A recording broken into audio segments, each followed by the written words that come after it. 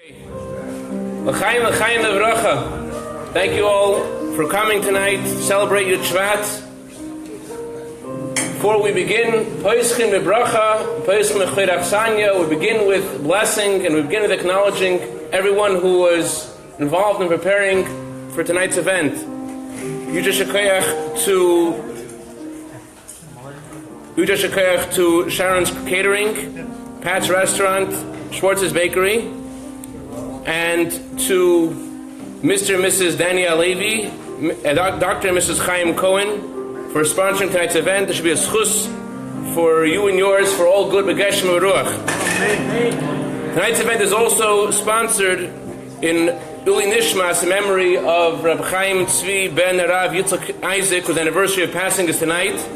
The Shama Sharav and Aliyah, and he should be a good intercedent on behalf of all of his family, B'Seich Klal Yisrael. Now, in order for Shkech Daniel Barry for coming tonight, thank you very much. And thank you to Rabbi Rubashkin and to Mrs. Rubashkin for letting you come over here and inspiring us. Rabbi Rubashkin, since his father has been released from prison, he has been traveling around the world, inspiring. He just got back from London. He's going back there next week to Manchester. His Baruch Hashem became a globetrotter overnight, and he hasn't stopped going around and around, and we really appreciate you coming here tonight and sharing with us. Now, if you look around the room and you see how beautifully it's set up and all the delicacies that are here, it didn't happen by itself. The whole team of people involved in creating this event. Shkech to Shoshana Rebbe for leading a group of volunteers making it happen, and as well as Yossi Rebbe and Daniela Rebbe and Shmuley Rebbe and Zisha Kremen, Dvorley Wakshol, and Miriam Ezer Rosen, Chaim Shalom, Nechama Gross, Nomi Leo, Celia Katzir, and Mr. and Mrs. Yosef, and Sarah Leah Morovich, and Chaya Sarah Dubrau, and Sarah Rachel Cohen, and of course our custodial engineers, Claudia and Oscar, can happen without them being and making it happen. So it should be a schus for everyone who's involved for all good Begeshem Beruach. Now when you walked in here tonight, I hope you had in mind when you walked in here that when you're going to walk out, something a little bit different will go with you when you walk out, different than when you walked in. Because tonight's a very special night. Tonight is the anniversary of the passing of the previous Rebbe, and it's also the anniversary of when our Rebbe accepted the leadership of Chabad. The time that our Rebbe began leadership reminds me a lot of this week's Torah portion. When the Jewish people stood at the foot of the Reed Sea, they had the Egyptians in hot pursuit, and they had the sea in front of them. And the Talmud says that they didn't know what to do, and they divided into 4 groups trying to figure out what the next move would be. By the way, is the AC on? No. Okay, please. Don't complain. Is that a hit? That'd be awesome. Thank you very much. You see right here. Okay, so what happened was that they had the sea in front of them, the Egyptians behind them, they didn't know what to do, and famously the Talmud says they divided into 4 groups trying to figure out the next move. One group said, let's just commit suicide. There's no way we're going to get out of this. Let's just jump into the sea and kill ourselves. The second group said, we tried to leave, it didn't work, let's just go back to Egypt. A third group said, you know what, we can take them on, we'll fight the Egyptians, we'll make it. And a fourth group said, let's pray to Hashem. Now which group was right? None of them were right. They all were off. And it was really a challenge to get it right. And there was a lot of different opinions, but they were all a little off. Why were they off? What was wrong with their opinions? The idea of splitting the sea in Kabbalah and Chassidus isn't just that the sea physically splits miraculously and they get across the other side. The Zohar explains that the sea turning into dry land means as follows. The Zohar says that Everything that is on dry land, that we can see with our eyes, it's open and obvious and clear, represents the physical. And the spiritual energy which is in the world, that's like the sea, because we can't see what's beneath it. So the sea turning into dry land means that the godly energy that was hidden in the world at the time of Kriyas Yamsuf became revealed. It means that everyone was able to see with their eyes the godly energy which is in every particle of creation, that keeps every single thing in existence. That's what happened at Kriyas Yamsuf. So at Kriyas Yamsuf we got a taste of how things will be when Mashiach will come. And that is what these four groups are about. They've left Egypt. They're not involved anymore in evil, but they're trying to get somewhere else. They're trying to get towards Mashiach. What is the path towards, what path should you choose to go there? So there's a similar four groups as there were then, also existed when the Rebbe began his leadership. Some people said, coming out of Egypt, coming out of the Holocaust, 1950, some people said at that time, they left Egypt, they left Auschwitz, and now they're coming to America. Some Jews said, you know what we need to do right now? The world is not a friendly place. The world is not the place of a Jew. The world's very challenging. What we need to do is to jump into the sea. Jump into the sea of prayer. Jump into the sea of Torah. Let's go to Kollel, and let's stay away from the world, and just stay in Kollel our whole lives. That was the first opinion. Now, obviously that's not the right thing to do, because Hashem wants us to take a home for Him in this world. So there's a second opinion. Second opinion is, let's go back to Egypt. What does that opinion mean? That opinion was like Jews who said, you know what, we got to keep the rules of the code of Jewish law. We got to do things right, because this is what Hashem told us to do. But you know what? The Pharaoh is always going to be the Pharaoh. The king will always be the king. The world will never change. The way things are is the way things will always be. Yes, you may have to keep all the rules of the Torah, but your mitzvah, your bracha that you say before you ate tonight doesn't do anything. The Torah that you learned this morning, the davening you did, Shacharis, you prayed in the morning, you prayed in the evening, it doesn't do anything. Let's go back to Egypt means the world will always stay the same. And that was a very popular group at that time, and unfortunately today as well. Then there's a third group. Third group thinks that violence is the answer. Today also, and then as well, there are groups like those who are in Bnei Brak who throw rocks at cars to drive on Shabbat. They have a good idea. Everyone should keep Shabbat. That's a great idea, but the problem is that their method of how they want to accomplish that is violence. Some people gravitate to the violent answer. Then there's a fourth group. The fourth group, then, and unfortunately today also there's such a group, and that is, let's put our hands in our pockets. Let's just rely on Hashem. It's true Hashem wants us to pray to Him, but let's not do anything because we can't. Let Hashem do everything. But all four groups were off. What did Hashem tell Moshe Rabbeinu? He told him, tell the Jewish people, you need to travel forward towards Mount Sinai. You need to know that it's in your hands, and that every mitzvah you do, and every word of Torah you say, makes a difference. It changes the world. Until when the last mitzvah, the last good thought, the last good word, the last good action the Jew does, until that tips the scale and brings the Mashiach. That's how the Rebbe began Yud Shevat tonight, when the Rebbe began his leadership then in Tafshin Yud, 1950. Tafshin Yud Aleph, 1951. The Rebbe said, Basi lagani achoisi kala. Hashem says, I have come into my garden. The world is a garden of Hashem.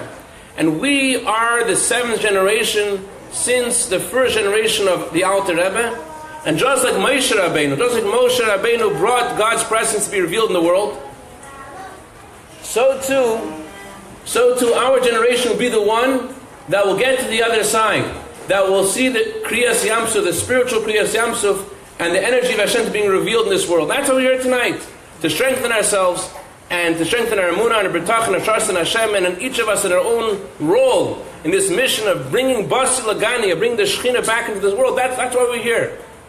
And to that end, we have amazing speakers who are going to inspire us. But in order to get there, let's sing a niggin. Let's open our hearts a little bit. Let's get ready. L'chaim, l'chaim v'vracha. Able should help each of us to be successful in each of our missions collectively and individually to see the coming of Mashiach Karev Mamish, which all be gebenched, the Bana Chaim is in Revichi, Bekulm Revichi, Begashmis, Beruchnius, those need a refuah shlema, shab refuah shlema, those need a bracha for a shidduch, shab find a shidduch, those need a bracha for children, shab a bracha for children, and everyone their heart's desires for good. L'chaim, l'chaim, l'bracha. We're going to sing the nigun of the previous Rebbe.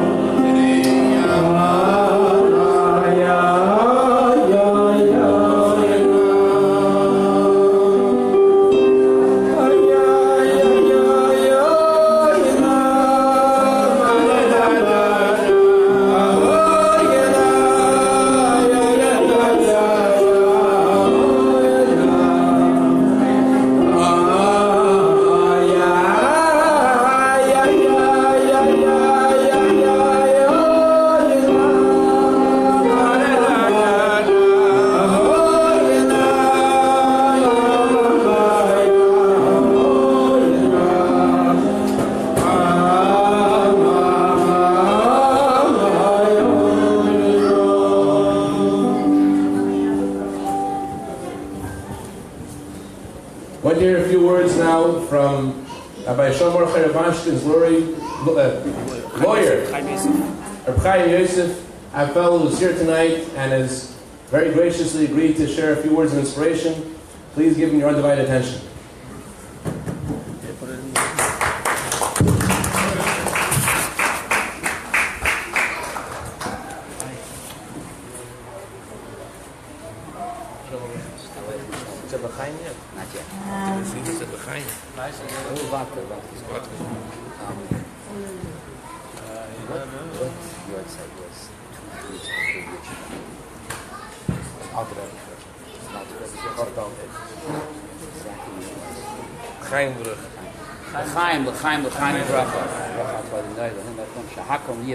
Amen.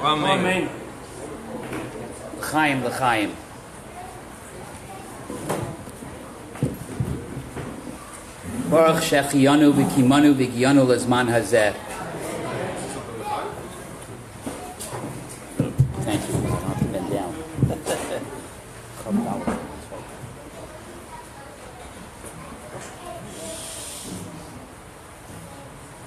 I used to think how lucky prior generations were because they got to witness Nisim and we only got to hear about it.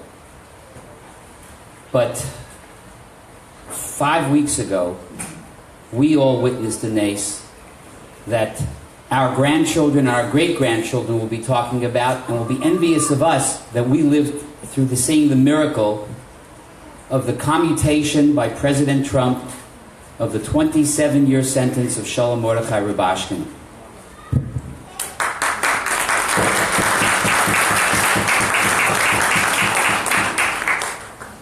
And the number of nisim that we witnessed that led to that commutation are truly infinite. The amount of hashgacha pratis that we saw is infinite. Since tonight is Yud Shevat, I'd like to start by sharing with you a Yud Shevat nes that happened 2 years ago, without which we would not have received the commutation.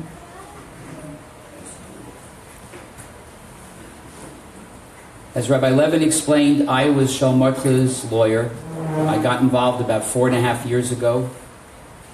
I had heard about the terrible, terrible injustice and had been looking for a way to get involved. And fortunately, because of another wonderful Lubavitcher who I would like to speak about in a few minutes, a dear friend of mine, Rabbi Tzvi Boyarsky, I was able to get involved.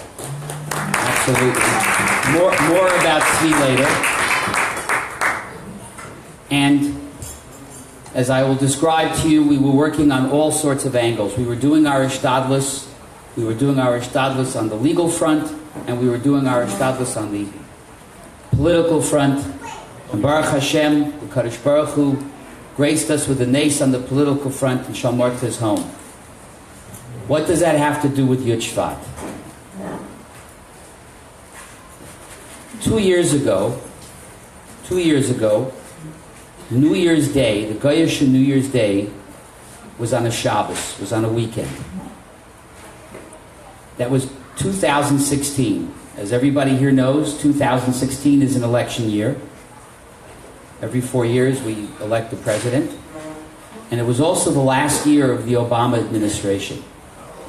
No. Remember, Kol man David Rachmana L'Tavavid. Everything the Kadosh Baruch Hu does is good, even if none of us can see it.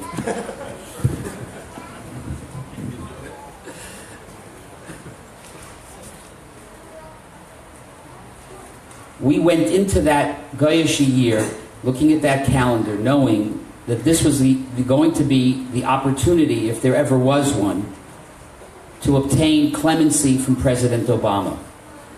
To obtain a commutation, the same commutation that Baruch Hashem President Trump granted 4 weeks ago. And we had prepared several documents and even a book.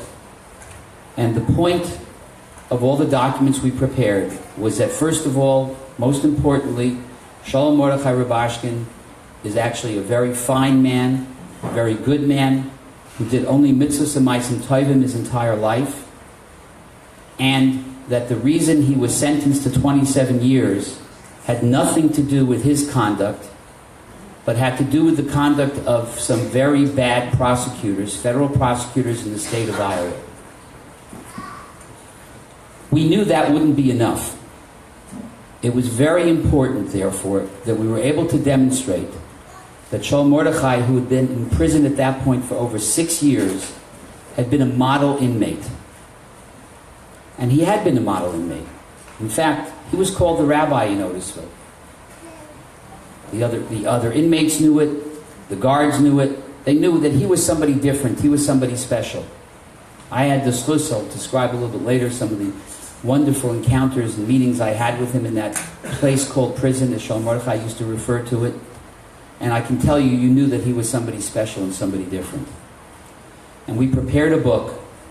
We had already, thanks to Rabbi Boyarsky primarily, we had already enlisted the support of every former living Attorney General of the United States prior to the Obama administration, former FBI directors, former Deputy Attorneys General, federal judges, and so on, and so on, and so on. And we had prepared a letter for a number of them to sign, enclosing information about the stellar conduct of Shalom Mordechai Rubashkin while he was an inmate. And his conduct was stellar. Not only did he not have any violations, and in prison violations are very serious things, he didn't even have a warning. He hadn't even done anything to warrant a warning. Not only that, but Nahapahu, he had at the time, 2 years ago, 15 certificates of commendation from the Bureau of Prisons. Each one a certificate like a diploma. What were the certificates of commendation for? They were for the mitzvahs and ma'asim tovim that he was doing in prison. One of them was a certificate of commendation for teaching the priestly blessings. There were several Kohanim inmates in the prison that he was Makarev, and he taught them Birkas Kohanim. He got a certificate of commendation for that. He got a certificate of commendation for teaching a weekly class in Chayves HaLevavos, in Shar HaBitachon, the gate of trust. Another one for putting tefillin on people. Another one for teaching a weekly class in Netanya. Another one for teaching a weekly Chumashir. And so on, and so on, and so on. And so we prepared this book. In addition to all those certificates of commendation, incredibly, he wrote 6 to 7 emails a week. I think everybody here has already met Rabbi Betzalel Rubashkin, Shalom Mordechai's son. Right? We used to get... He flew out special from New York just to be here and is going back to New York tonight. Right? 6, 7 emails a week. I used to tell him, he sent the emails to his children and to various other people that he had a relationship with. Each one was a magnificent Dvar Torah, or several Divrei Torah. And I said to him once when I was sitting with him in the prison, you know, Shalom Mordechai, it takes me an hour to read each of your Divrei Torah. How long does it take you to write them all? And it obviously was taking him a long time. This is what he was doing all week in prison. So we were all set to make this big push with the Obama administration. We had the evidence of the prosecutorial misconduct. We had this fantastic video that showed what he was doing in Postville before he was arrested and all the Maaseh Chesed that he did. And we had this stellar record as an inmate. Well, as I said, 2 years ago, New Year's Day was on a Shabbos. I bet you're all wondering, what does this have to do with Yud Shevat? Anybody wondering that yet? No? There's a man of true faith. It was a Shabbos, and because it was a Shabbos, unlike every other Shabbos in the prison, when there was a minyan in the chapel was in a building that was adjacent to several of the buildings where the inmates were celled. And the normal procedure on Shabbos was that a guard would come with the Jewish inmates from each building and bring them to the chapel. They would daven there Friday night. They had grape juice, what do you call those? Like the children have the drink boxes, you know, like the children have the apple juice. That's what they had, grape juice. They would make kiddush. They would have a Suda, and they would go be accompanied back to their cells. The same thing would happen Shabbos morning, and then Shabbos afternoon, and finally Havdalah. Because it was a New Year's weekend, the guards, many of the guards were on holiday, and therefore there were not enough guards to accompany the Jewish inmates to the chapel, and therefore there was no minyan that Shabbos. So instead of the juice boxes being in the chapel, each of the Jewish inmates were given a grape juice box to make Kiddush, and Kiddush Shabbos Friday night, Kiddush Shabbos day, and Havdalah Motzei Shabbos. And Shalom Mordechai had one of those juice boxes. He used it, as he told me the story, I made Kiddush Friday night, I made Kiddush Shabbos day, I made Havdalah, but I saved over a little of it, because that Wednesday, I think it was Chaf Daled Teves, which is the Alter Rebbe's Yortzeit. He said, I wanted to have a little grape juice so I could say L'chaim on the Alter Rebbe's Yortzeit. Okay. Comes Sunday, and one of the inmates got into a bit of a disagreement with one of the guards. They got angry, so lock in. Lock in. And I've heard how these guards, the inhumane language that they use and the tone of voice is just it's frightening. Lock in. Everybody in your cells right now. So everybody had to get into their cells. The doors were locked. And I guess this one inmate who had precipitated the whole thing wasn't happy, so he started saying some very not nice things to the guards from behind the locked door. It got them angry. Shakedown. Shakedown is where they come into your cell and they do an inspection to see if you have any contraband in the cell. They come into Shalmartha's cell, and what do they find? The juice box. Whose is that? It's mine. Shalmartha says it's mine.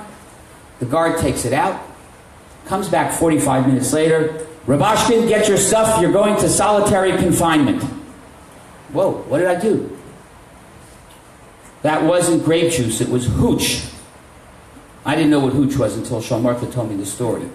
Hooch is, I guess you know what it is. Hooch is what we would think of as mashka. And apparently there's a way with sugar or other ways to take grape juice and ferment it and make it into mashka. Now, there are 3 levels of violations in the prison. 1, 2, and 3. The highest level is level 3, and that includes fighting, having, I can't remember the word, what is it, some, like a weapon? I forget. Shank, oh my gosh, this is great. A shank. I need you whenever I give this speech, I need help here. A shank, and the third one is hooch. And so they sent him to solitary confinement. Baruch Hashem, we found out within an hour because one of the other from inmates called his daughter, alerted us, and the chaplain was able to get the information, and Baruch Hashem, the next morning, he was sent back to his cell. I had a phone call with Shalmartha that was one of the amazing nisim of this entire experience for almost 4.5 years. Every week, the guards let me have a 2-hour legal call, an unmonitored legal call with him. And having spoken, I'm not a criminal lawyer, I'm a corporate lawyer, although I've learned a lot about the criminal system in the last few years. But having spoken to seasoned criminal lawyers, it's unheard of that they give you more than one call every 2 or 3 months. And I was getting every single week another call. So on the Thursday call, Shalmartha, what happened? I don't know. They came into my cell, they took the thing, they said it was hooch. In the meantime, I was happy to be in solitary confinement because I found a yid there who had never put on tefillin, and I was able to put tefillin on this yid for the first time in his life. That's Shalmartha. And he was happy about it. I was not so happy. In fact, in the 4.5 years, I really think this was the only time he really got upset with me. I said, Shalmartha, this is a disaster. Remember, I used that word. I regretted it after I said it. This is a disaster. You know we're about to make this big push with President Obama, and one of the key points which we're going to use with him, which we use with all these legal luminaries that have come to be your supporters, is that you have a stellar record, and now all of a sudden, not only is it not just a warning or a violation, it's a level 3. It's the worst violation you can have. And that was when he got really upset with me. Where is your bitachon, Chaim Yosef? Where is your bitachon? If I have a problem here, it's only going to be because of your chisaron and bitachon. Go look at the Rebbe Sicha in Parsha Shmois, Vayira Hadavar Be'enei Moshe, Achei Noida Hadavar. Read the Rebbe Sicha, which I did. I learned the Rebbe Sicha, and I understood what Shalmartha was saying, and I understood that if you really truly have bitachon that everything's going to be good, everything will be good. And if you have a slip in that bitachon, chas v'shalom, that's when bad things can happen. Anyway, but we still had to do our ishtadlus, and we had to deal with this. 3 weeks later, on a Wednesday, and you can look this up, on a Wednesday, Yud Shevat was his hearing. Now we know the connection to Yud Shevat was his hearing. And when you have a hearing for one of these situations, it's like a little mini trial. You have to have someone from the prison staff represent you. The chaplain, Rabbi Richter, or Lubavitcher Chassid, was his representative. And we didn't really know exactly how to defend this, so I remember saying to your mother, I said, she knew people at Kedem Wine. I said, can you get me in touch with somebody at Kedem Wine? Maybe we can get a chemist to say that it's possible for grape juice to ferment simply from the air. So she got me in touch with the president of Kedem Wine himself. And it was amazing. One of the most amazing parts of this whole experience was that every time I would pick up the phone and call someone for help, whether it was a lawyer, whether it was a balabas, somebody, I would say, I'm Shalom Rubashkin's lawyer, and immediately they would come to the phone, call me back right away, and do whatever they could to help. I said, Shalom Mark, it's incredible. People that would never take my phone calls, because of you, I get right through to them. So I speak to this man and I explained, I said, do you have a chemist that we could get a letter from that says that grape juice can ferment by itself? He says, I'm a chemist. I'm going to write this letter myself. And he writes a letter, sent me a draft, we did a little bit of tinkering. I didn't understand 99% of it. I don't know, I don't remember what the words were. Some chemistry stuff and chemical reaction, and if this is in the air, this is in the air, then it is very possible for grape juice to ferment all on its own. The day of the hearing comes, Yud Shevat, and we were all davening. I remember we were all saying Tehillim when he went into that hearing. And the lieutenant, who was the hearing officer, is going through his file, and he says, wow, this is amazing. You've been here 6 years, and you don't even have one violation? He says, for that reason, I'll lower it from a level 3 to a level 1. And Rabbi Richter said to him, please, we want you to expunge it. He says, how can I expunge it? They did a breathalyzer test on it, and it was hooch. So he takes two things he does. First thing he does is he takes out a photo of the Rebbe, and he explains the significance of Yud Shevat, and that this is the Rebbe's day, the day the Rebbe became Rebbe, and please, for his sake, for our Rebbe's sake, you have to help us. And then he hands him the letter. Lieutenant reads the letter. I don't believe one word of this. This is, and they used a word that starts with B. And he says, but you know what? No one has presented any evidence to the contrary. I'm going to expunge the entire thing, and the entire thing was expunged on Yud Shevat, Nisim of Yud Shevat. The upshot of the story is the next day I had my weekly Thursday phone call, and I'll never forget, with such a sweet laugh, Chaim Yosef, I told you there was nothing to worry about. What were you worried about?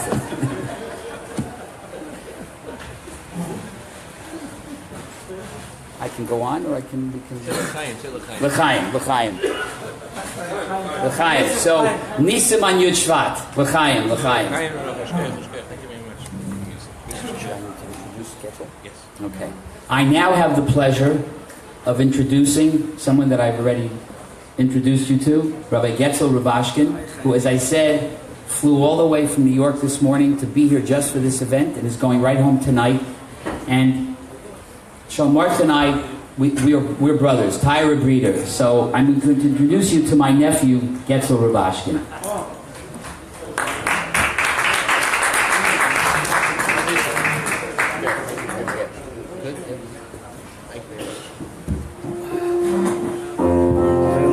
I want to say this is a Farbrengen, and so we have to. We're not speaking to ears and to minds. We're speaking to hearts. So we sing another niggin, say l'chaim, and let's Farbrengen. One more niggin. I don't know. You're the musician. Hey yo,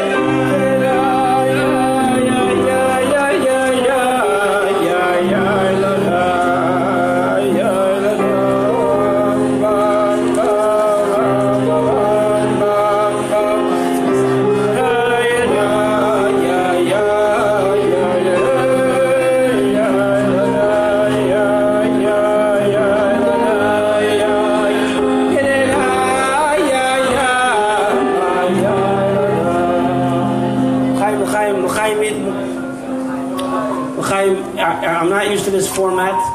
To be honest, I like when we're Farbrengen in Crown Heights or Farbrengen, I like to sit with the people, sit down and talk. I don't like to stand. I'm standing over you. So I could say, if everyone could see me, I would refer to this. But yeah, yeah. Okay, let's sit with Farbrengen. Take the mic Yeah, out. good. The masters? Okay, you want me to stand up? Okay. L'chaim. The point is, we're Farbrengen, we're here, gathered together for Yud Shevat.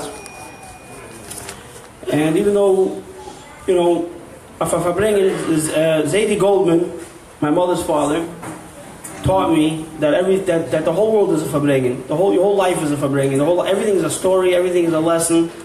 And I was since my father came home, like Rabbi Chaim Yosef mentioned, there's a mountain of letters that he wrote, and sprinkled between the Divrei Torah are precious gems, stories. When you read a story, and this is Zadie Goldman speaking, a story is Hashem speaking to you, through the world. We had it just now in Tanya. Tanya the past couple of days was describing what it means that Hashem speaks. When Hashem reveals something that was hidden and He shows it to you, He's speaking. That's when He's speaking. So when you see things, that's Hashem speaking to you. So we sit down by Farbrengen in order to hear Hashem speaking to us, and that's why we like by Farbrengen. We speak a lot of stories so that we could see the Eibishter's, hear the Eibishter's message to us. But the Hakdama to every Farbrengen, and Rabbi Levin mentioned it very briefly earlier. I'm going to say it in my language. When I learned how to drive, not everyone here in America, I learned how to drive in France. And in France, they're all a manual transmission. So when you drive a manual transmission, you have your gas and you have your brake, like in all the regular cars, and then there's a third pedal called the clutch. And the clutch, what it does is it detaches the engine from the wheels, so that you can switch, right, the transmission, without getting it right, it disconnects the gear. Well, using the gears, it's disconnecting the part that's spinning from the wheels, so that you can shift to which gear you want to get into. And then you got to. So when I first learned, the guy was teaching me, he kept yelling at me, "Don't ride the clutch. Get your foot off the clutch." So I want to tell you guys, we a lot of times go to Farbrengen, we learn something, we get inspired, and the engine's spinning. And the RPMs will go into the red, but we're riding the clutch. We don't let any of that rotation, any of that energy doesn't get into the wheels. So I just want to tell you guys, don't ride the clutch. Don't get your foot off the clutch. Let the Farbrengen, let the clarity that you achieve by a Farbrengen, let the insight, let the chidushim, whatever it is. You hear it from my father. Let the wheels connect to the inspiration and get somewhere. Otherwise, you don't go nowhere. The engine could be going, you could be on a jet engine, and you don't. If you're riding the clutch, you're not going anywhere. So that's the Hakdama to every Farbrengen. We're here. We're going to see. We're going to hopefully through the stories, we're going to vicariously see directly or vicariously see the Eibishter and experience the Eibishter, and experience a moment of clarity. So in order to not leave it here on the table when we leave, and to take it with us, we have to just engage. We have to get into gear. So L'chaim, always the industry is trying to convince us now that solar power or nuclear power, I don't know what they want, but I know fossil fuels I know works. So I'm going to say L'chaim. Fossil fuels. L'chaim. Wow. Fossil fuels. L'chaim. Before you said before Pesachim b'chvei dachsanya. So before I speak a little bit about Basi Lagani, about my father, I want to first say that it's been a tremendous experience for me to travel around, even in the early moments of the Ness, to see the videos and the reports coming in from all around the world, from China, from Argentina, from France, from England. I walked down to the street the next day and I met a Yid I know lives in France. He said he had to be part of this, and the people were streaming from all over. And one of the things that I heard from a lot of people was, it's tremendous. It's not a personal simcha. It's like a community simcha. It's not a family simcha. It's a community simcha. And I had to say that they're mistaken. It wasn't a community simcha. It was a family simcha. We sometimes make the mistake and we think that we're community made up of families, when in fact we're really a family made up of communities. And this was something that I felt very, very powerfully, and it's something that I'm holding on for dear life. I don't want to let that feeling go, and I very highly recommend it. We are brothers, we are sisters. We all felt that way that night, and we felt the reality. We really are a community. We're a family made up of communities. That's how we were from the beginning. Yaakov had 12 children, and Baruch Hashem, Ken Yirbe Ken Yifritz, we became a multitude, and therefore we had to organize into communities around the different approaches that we had. But we're really just a big family, so it's a family simcha, and it just crosses every boundary of community, every boundary of nation, and I want to acknowledge that. I also want to say, a lot of people, I'm sure Reb Chaim Yosef can attest, everyone wants to know who did the Makabah Patish, what was the final thing that that really made it happen. And I want to say the Rambam taught us to think of these things as like a scale.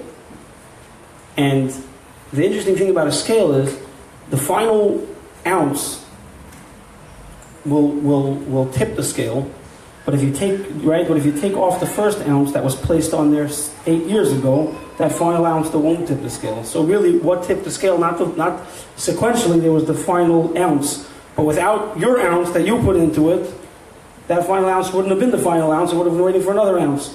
So why are you worse? If you put your ounce on 8 years ago, you're not worse than the guy who put the last ounce. You're better. You got in there quick. You got in the ground floor. You put your ounce on right away.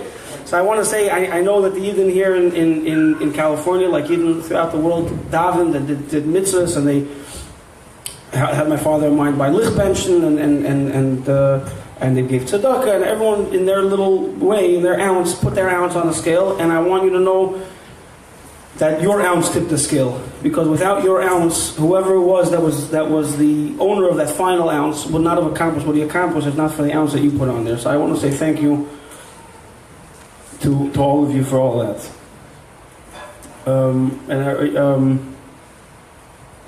So we're gathered here for Yud Shevat. We're gathered here to Farbrengen for Yud Shevat, and we're also trying to ride any of the inspiration and clarity and insight that my father's story gave us. But really, we're building it in. We want to Farbrengen with Yud Shevat. I was just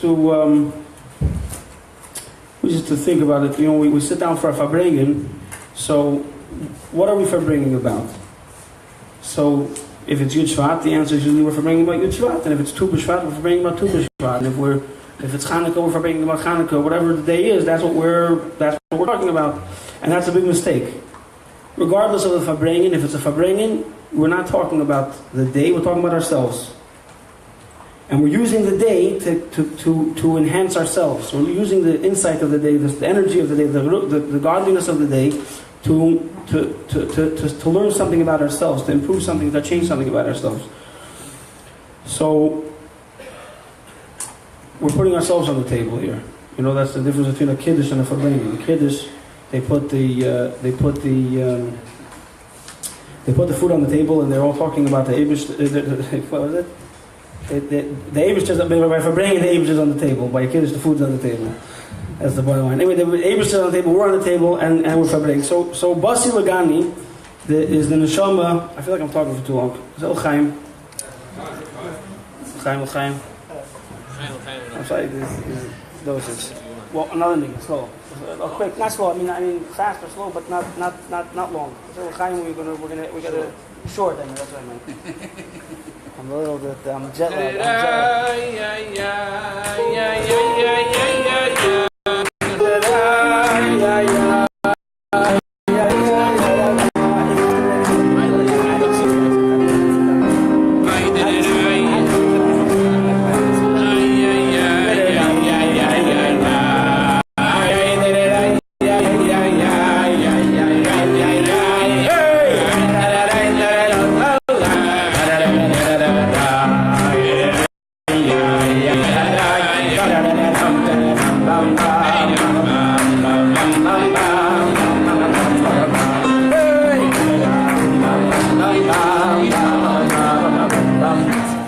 Fact to mean that because I'm sitting and because this superpower said they're going to hold on to me for 27 years, that's the fact. They said that.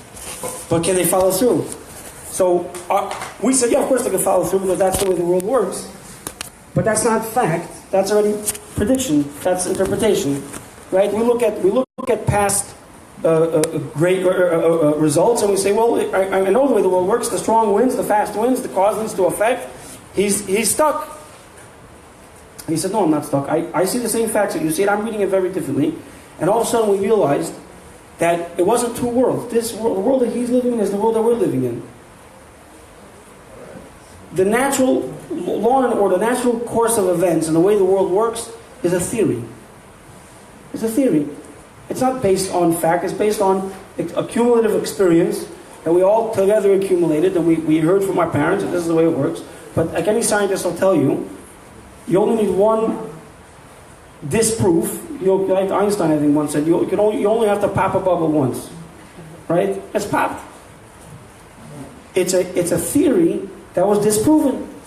If you have one miracle, if you had a scientist, the most sophisticated, the most secular, militantly atheist guy, who would tell you, never mind religion for a second, he would tell you the way gravity works. If you were to show him 1 minute that gravity all of a sudden reversed itself, he would take all that stuff that he told you and he would throw it away. Because he saw that what he thought the way the world works is not the way the world works. So why are we any worse than him? Right? He was not lucky, he didn't see the nest. Maybe because his eyes, he doesn't have the clarity of the eyes. But we have the clarity of eyes, and we saw the nest. We have to know that is this proven? The strong doesn't win, and that we instinctively felt that night. And I think that was one of the reasons for the explosion of joy, was that we finally realized that theory, which we never really were too happy about, being that Adam and it says you are the minority among the nations, we're the weak among the nations. So we were never really too excited about the theory that says that the strong always overpower the weak, but we know this before, right? In Hanukkah, the few overpower the few overpower the many, the weak overpower the strong.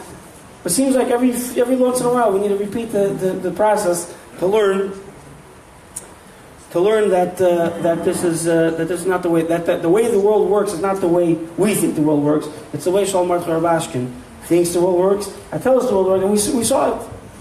Some of the other days it looks different, but that one disproof is enough to throw away the whole thing. So I want to tell you a few stories. And Rabbi Beis has told you a whopper. A whopper means a lie. A big story. A big story. He told you a tremendous story. I want to tell you a few other stories. And I want to tell you how. But every story of my father that you'll hear tonight, that you may have heard in the past, that you'll hear in the future, it all revolves around this one point. He is a Yid who looked at the facts and he interpreted them. He saw them very, very differently. He reacted very differently than the way the world works. And ultimately, 5 weeks ago, he was vindicated.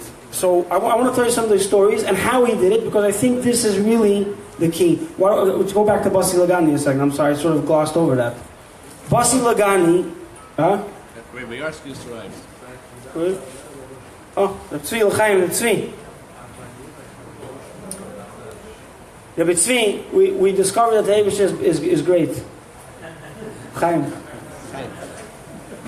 Turns out he's running the world.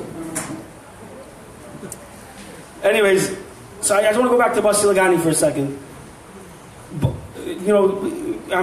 Lately they're passing around this sikha, the thought of the Rebbe, that the world is not a jungle, the world is a garden. The central point of Basi Lagani is that there was a world in which the Eibishter was seen clearly.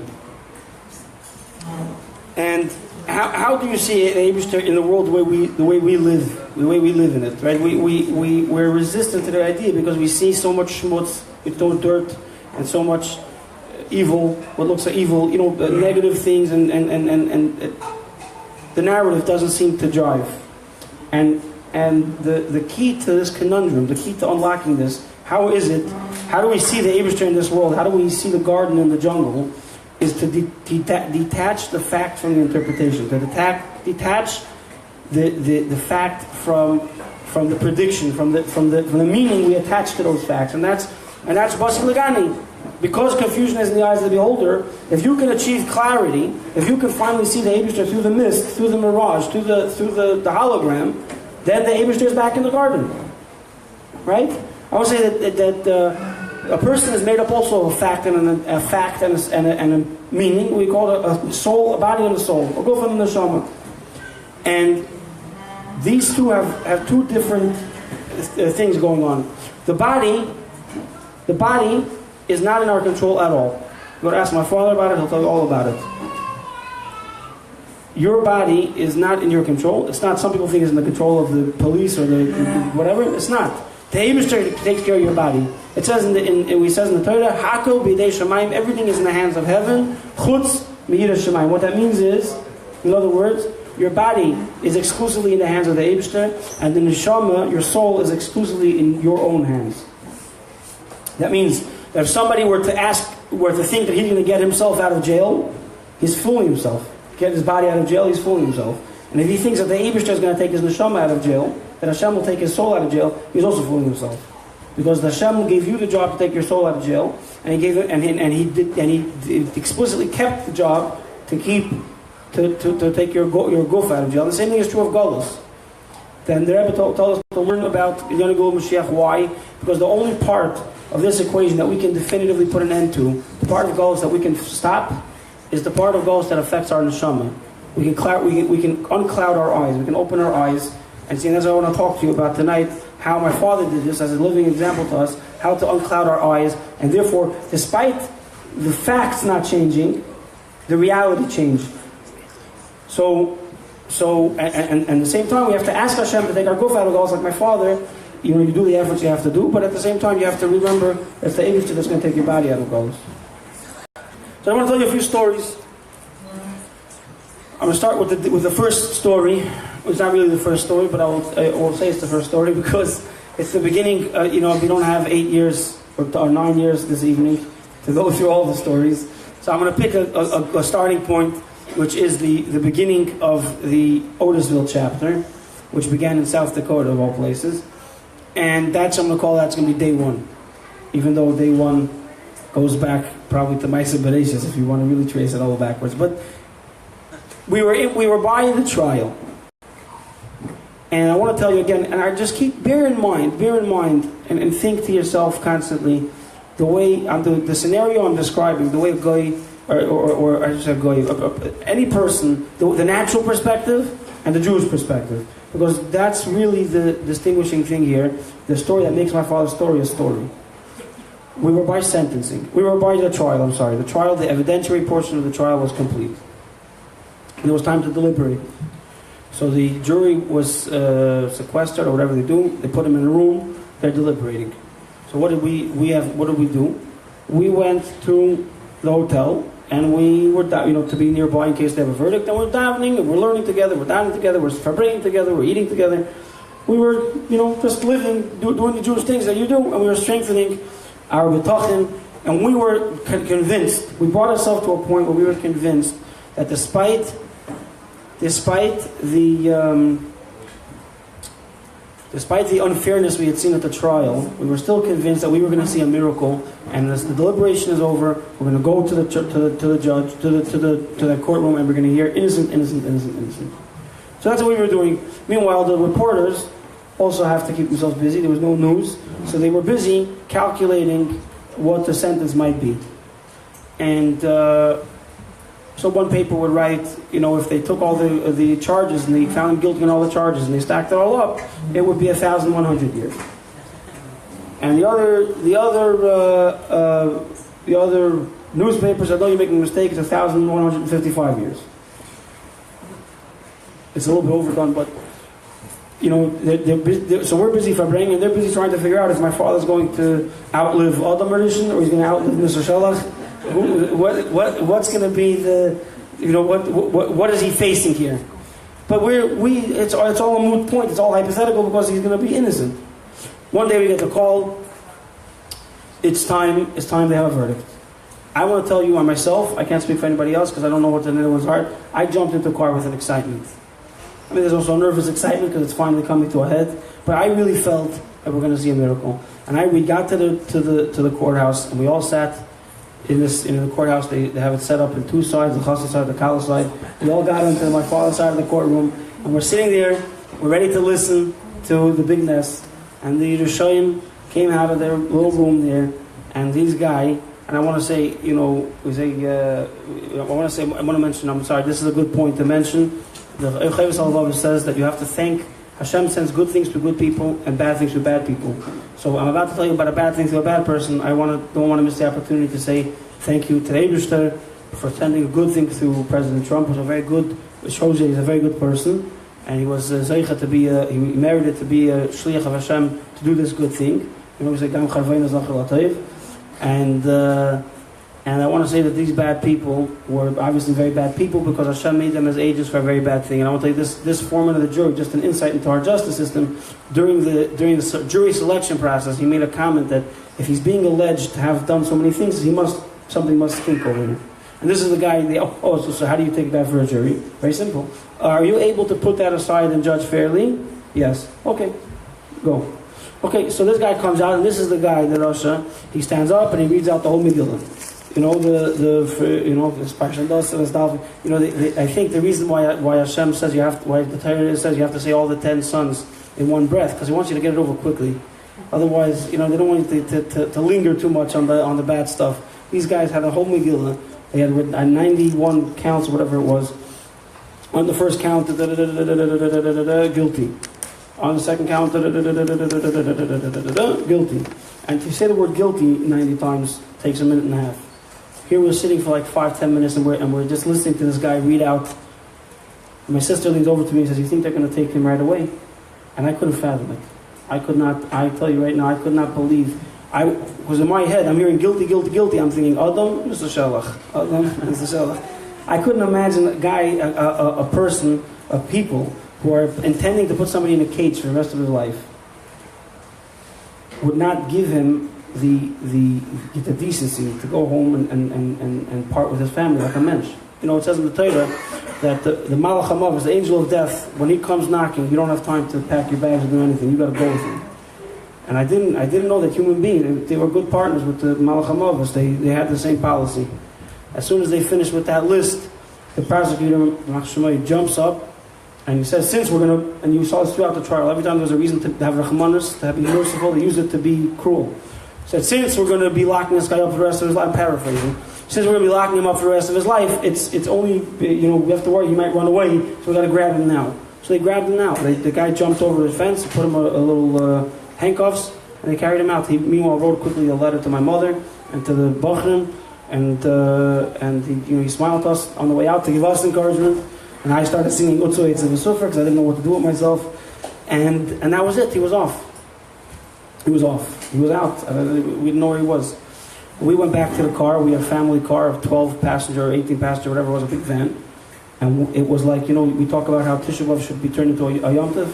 This was exactly the opposite. We were prepared to go home with song and dance and joy. The women of the family had been baking cakes nonstop for months for this Suda Seder, and now we're driving home.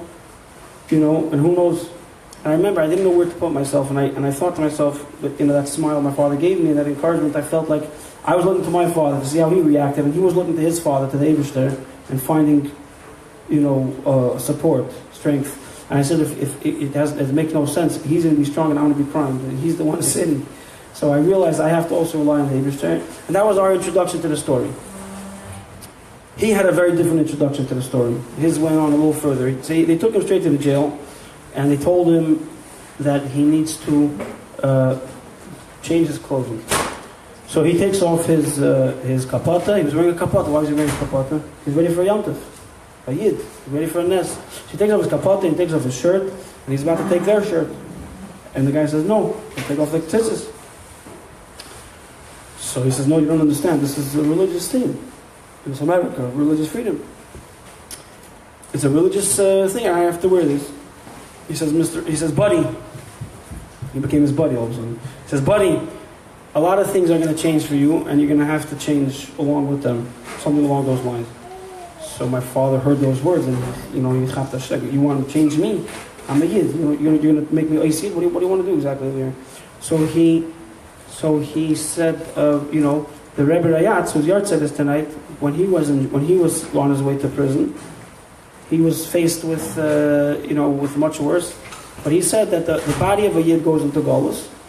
The Eibishter gave you control over my body, But anything that's connected to my soul is out of bounds, off limits. I have to keep this Yarmulke and Tzitzis. The guy didn't know what to do. He never heard such talk in his life. He threw him into a cell like this, half dressed, and he ran to get his superior. So the superior comes back. Again, you have to realize that this is not natural. This is not what a natural person would describe as normal.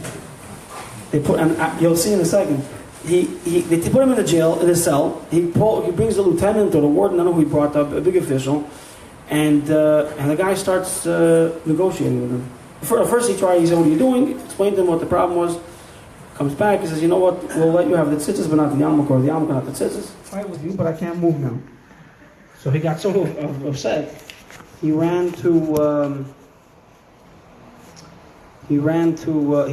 whistled, or he signaled, and in come 5 or 6 hulking guys in riot gear with helmets. You got a picture of the picture. My father's Rebbe in handcuffs on the floor, half dressed. These guys come in with the big helmets with the plexiglass shields and the body shields, and they're coming in, and my father's looking up at them. And the absurdity of the situation hit him. He started laughing. Okay, they came in with these. So he noticed one of the guys was trying to contain himself. He also saw the craziness of the situation. They grabbed him. They put on him a plastic tablecloth and a plastic turtle clothes, they call it. It's just a neck and a shmata to cover him. They do it from a shugayim because they saw this guy is absolutely out of his mind. They put him into a padded cell, or some cell where they with bolts in the floor to tie people down, and they left him there till the morning.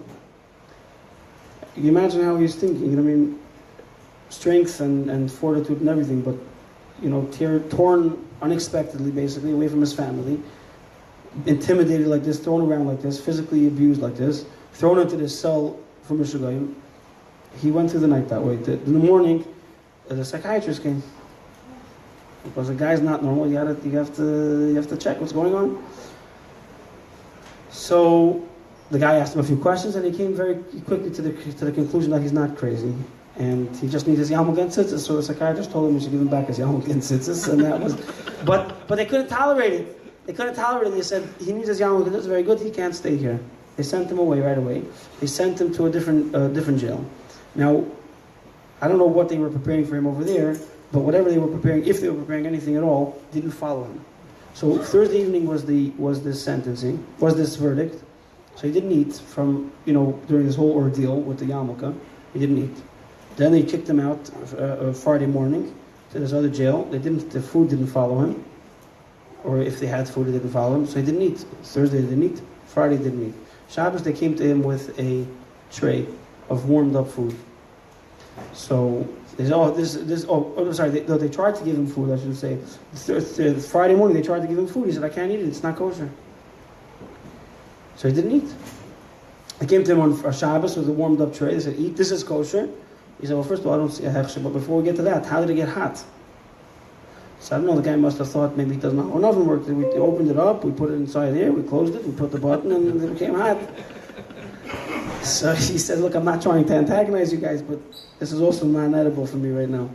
He said, you're not hungry? You do your hunger strike? He said, no, I'm not hunger strike. I'm actually very hungry, but if you put for me a block of wood, I'm not going to be able to eat it. It's not food. This is not food.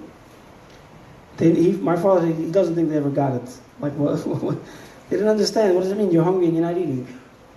Anyways, Matzah Shabbos, right? Thursday evening, Friday, Shabbos. Matzah Shabbos, they found from a box of Shabbos matzah and one of these drink boxes, these grape juice drink boxes, and he broke his fast after 2.5 days. And he told me, parenthetically, I want to tell you, my father, since his chasna, never missed a Matzah Shabbos to wash. He made a chlota. He never made a resolution. He always washed Matzah Shabbos, Saturday night. He washed for the meal of Malka, and he never missed a Shabbos. He said even after that terrible Shabbos, he didn't. Hashem protected, and he looked at that like a wink. Hashem was winking to him. I'm putting you through the rim cycle here, but I'm here. I'm holding your hand, and that was that. So again, a normal person going through that situation negotiates, adapts. Why? Because the strong is strong and the weak is weak, and you have to adapt. But that's not what Torah says. Torah says that a Yid has to do the mitzvahs. And a Yid has to do the mitzvahs, and he just kept, yes, I'm in your hands, but that doesn't mean you're powerful. It just means that you happen to be Hashem's tool at the moment to do what you're doing. Basi Lagani. In that moment, he looked at this guard and he saw the Eibishter. Which is a tremendous thing, by the way. I want to tell you, I was, after this whole story, everyone's looking at how do we learn from this story, what do we take away from it? And a lot of, we're Lubavitchers, so we're all talking about Mashiach. How do we use this to bring Mashiach? And I was thinking, during my father's story, there was a lot of times people were trying to awaken Rachmanus on my father, telling people he has children and he has special needs children. Think about the Rachmanus of the Eibishter. Think what a Nebuch. The Eibishter loves us. He wants to have a special relationship with us, and the only way he could do that is by putting us in a dark place and letting us reach him. But there's nothing but the Eibishter. So the only way for the Eibishter to create a dark place is for the Eibishter to become a dark place. Yeah? The Eibishter, the merciful, generous, compassionate Eibishter has to become a club-wielding Ivan. Imagine the Rachmanus. We have to really have Rachmanus and help the Eibishter out of this pickle and bring Mashiach. So that's a story. Just to describe for you, I made a little list of stories here because I have to figure out how to condense 8 years into an hour or whatever.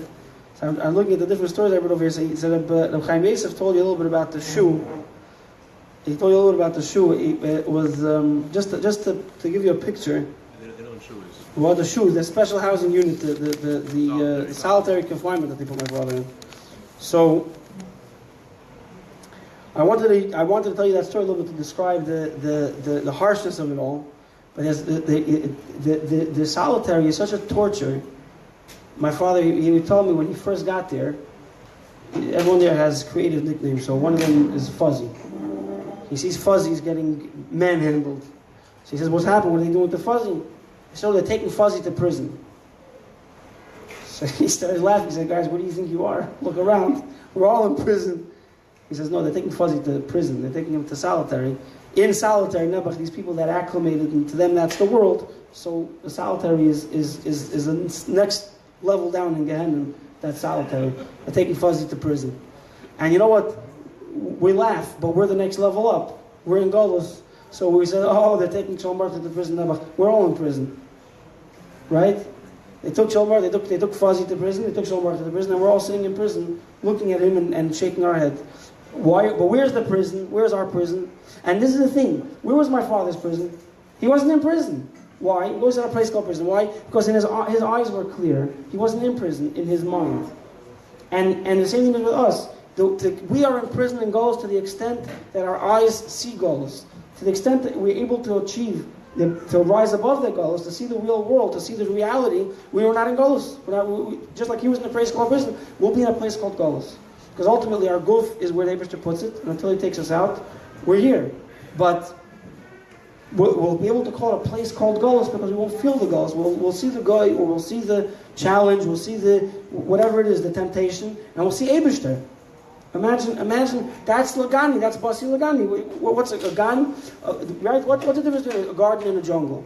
A jungle is overgrown, there's no seder, there's no coordination to it, there's no structure to it. Versus a garden, the landscape, in every shape of every bush and you see the intent of the owner. And when you could look at the jungle and see that this jungle is exactly this way, it's not this way by mistake because it's overgrown. He grew it exactly this way because he has an intent here. And you look at this overgrown vine and you see the Eibishter's garden. That's a garden. That's the Eibishter's garden. So we could go out, we could experience Basi Lagani, even with our neshama, even before Hashem gives us the bracha, to experience it with our guf, by clearing our eyes, by cleaning our eyes. How did he do this? So, first of all, I want to say that he did, like we said, he did this by standing above. I just want to tell you one more story before I give you a practical example. And again, I feel like I'm talking for too long, but I'm scared that if you say another thing, I don't know what's going to happen over there. Have people falling asleep. Huh? I'll tell you one more story and then we'll sing another niggun. Oh, not too much, not too much. Where you won't run out. I'm not driving, I'm flying, but I'm also operating heavy machinery. Anyways, so listen to the story. My father was there originally there were a lot of very violent people there, and later they changed the population to different kinds of dangerous. But originally, he was a lot of characters that were not the type of people you'd invite over for tea. And one of them was a nice fellow, an Irish guy who a hitman. He killed for a living. What was he? So, What was he called? a hitman. Hitman. Hitman. Irish guy, nice fellow. So, my father, he respected my father, like Rabbi Chaim Yosef said, that everyone saw his nature and really showed him a lot of respect. And they had exchanged, pleasantries, over the time that they were there. And my father forgot who he's dealing with and where he is. And over there, the whole building is made out of concrete, cinder block and concrete. It's very bad. It's very good for holding in prisoners, unfortunately, and very bad for a lot of other things, including climate control. So in the winter it's very cold, in the summer it's very hot, and the noise is terrible. But for the purpose of the story, the important thing is it was very hot, and they didn't have central air conditioning, so they had an ice machine, a single solitary ice machine for I don't know how many 1,000 people. And later they got a second ice machine, deluxe. So if you were hot and you were schwitzing and you couldn't live with yourself, so you had to get a cup of ice. So there's 1,000 people. They used up the reservoir of ice very quickly, and then what do? The machine takes time to freeze the ice. So you're not going to wait. So they had to wait in line, because if you went back to your cell, and the little tray of ice dumped out into the reservoir, someone else is going to get it. So you have to wait. So there's a line of people, Nebuch, you can picture a line of human beings waiting for this Farbrengen machine to spit out some ice so that they can relieve their terrible suffering. So my father sees this fellow online, this Irish fellow.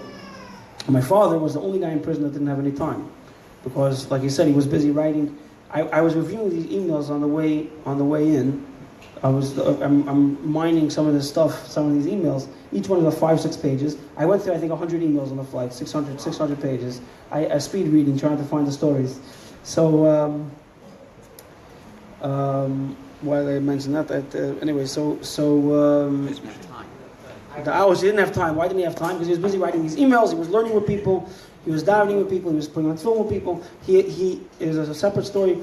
There are 2 Yidden that accepted 6 Yidden that took on themselves and actually went and did a bris milah with my father's encouragement. And to the 2 first ones that did it, my father was telling us the story by the bris, that each one of them saw a nest very shortly after their bris.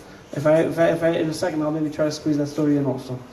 But he didn't have time. He was busy, so he couldn't wait online for the ice. But he was suffering like everybody else. He wanted a cup of ice. So he asked this fellow to, when he's waiting online, just take a second cup, fill me up a second cup, take a second cup of ice, and you'll give me a cup of ice. The guy gave him a look, that all of a sudden brought back memories of exactly what this guy was in for.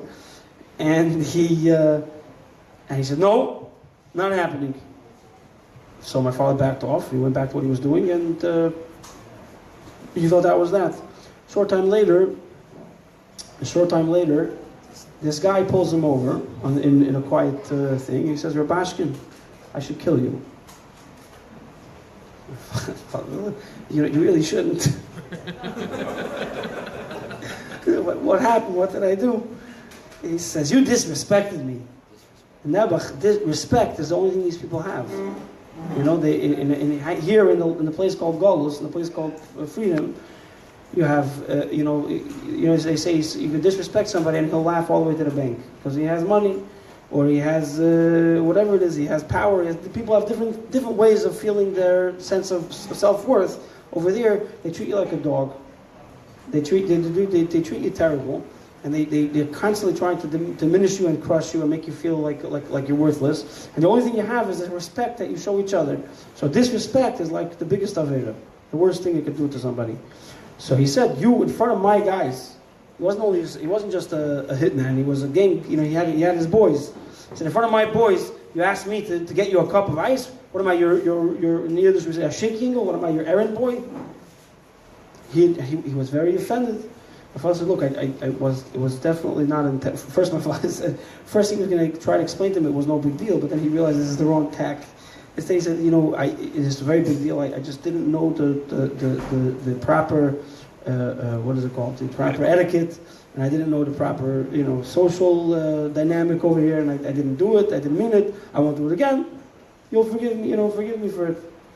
So the guy, with all his bluster and anger and whatever, at some point he started like getting agitated. At some point he realized, somebody's talking to somebody and you see that everything he's saying is like straight over his head.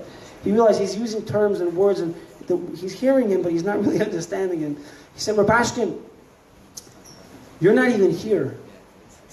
You're not even here. Never mind. And he stormed off. And even this guy was able to see what my father's secret was. His body was there, and he was experiencing the same thing these guys were experiencing, but to him, it meant something entirely different.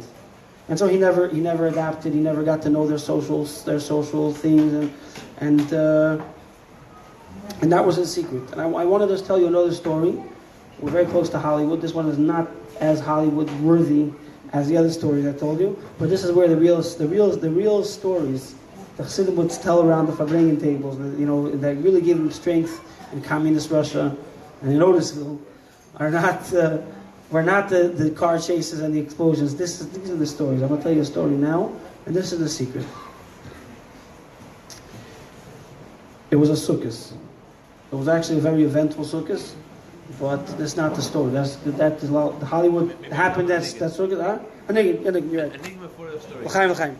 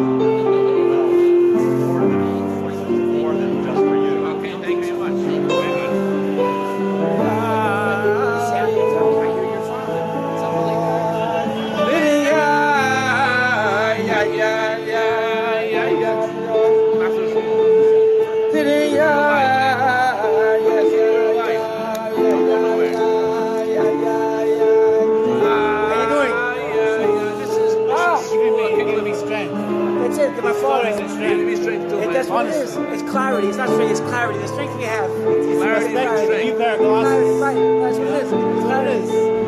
Same situation, new perspective. That's what it is. And my father. You gotta wipe away the You don't have to be a passive consumer of you don't have to buy it when they sell it. Rebbe said, open your eyes. That's right. I never put that together with that, but that's right. That's what it is. It was open your eyes. I'm gonna say that. That's what it is. Thank you. No, but that's exactly what it is.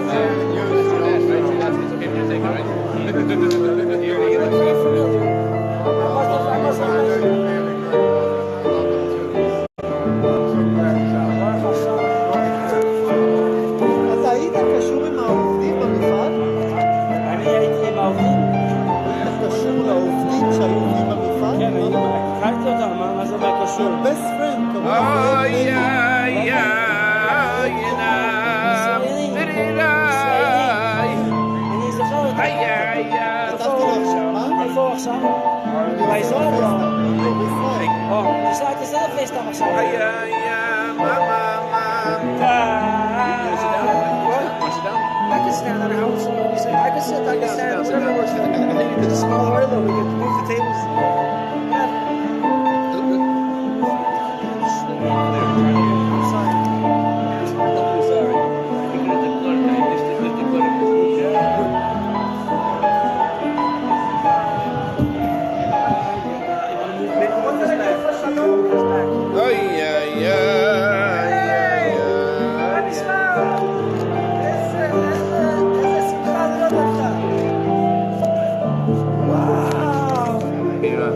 איזה שמחה, שנים, חיים. תודה רבה. חיים.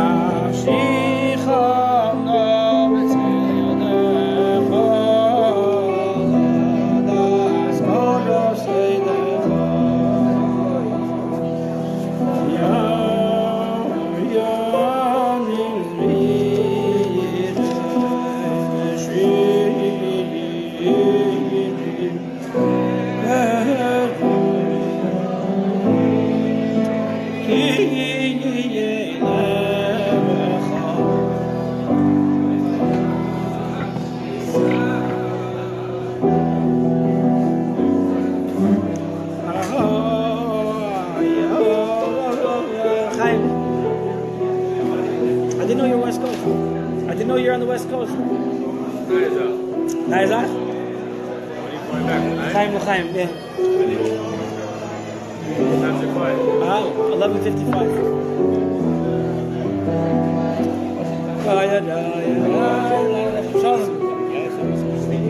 Yes, you already asked that.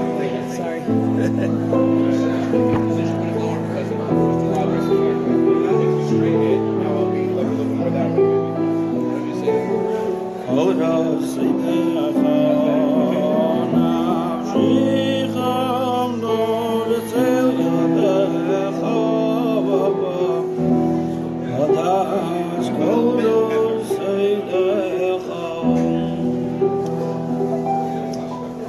Chaim. Can everybody hear? Everyone able to hear? Yeah. Chaim.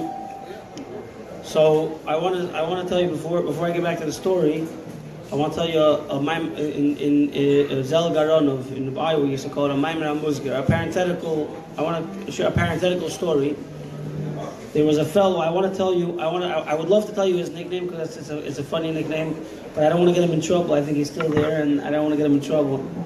There's a guy came over to my father, a guy who my father was on good terms with.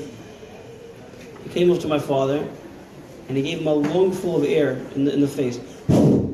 He blew right in his face. Very bizarre. My father, he didn't understand what is this guy? What is he doing? Before he had a chance to process, he did it again. And then it dawned on my father, the guy was drunk. You're not allowed to be drunk, right? Like I said before, it's the biggest crime to have alcohol. But the guy somehow managed, like they were doing this, they were getting this illegal, the contraband, they were getting it, or they were making it, or whatever it was. And he had some, and he became drunk. He wanted to share his simcha with somebody. Who wants to be a quiet drunk? So he couldn't say anything because somebody could overhear. Somebody that might not be whatever friendly, but he out of all the inmates, he trusted my father not to make a big deal about it. So he non-verbally communicated to him. So I just want to say, we can't learn. There's not so many things to learn from people like that, but that you could learn from somebody. You say l'chaim with somebody else. Don't keep it to yourself. Say l'chaim, and fill up the tank. Say l'chaim.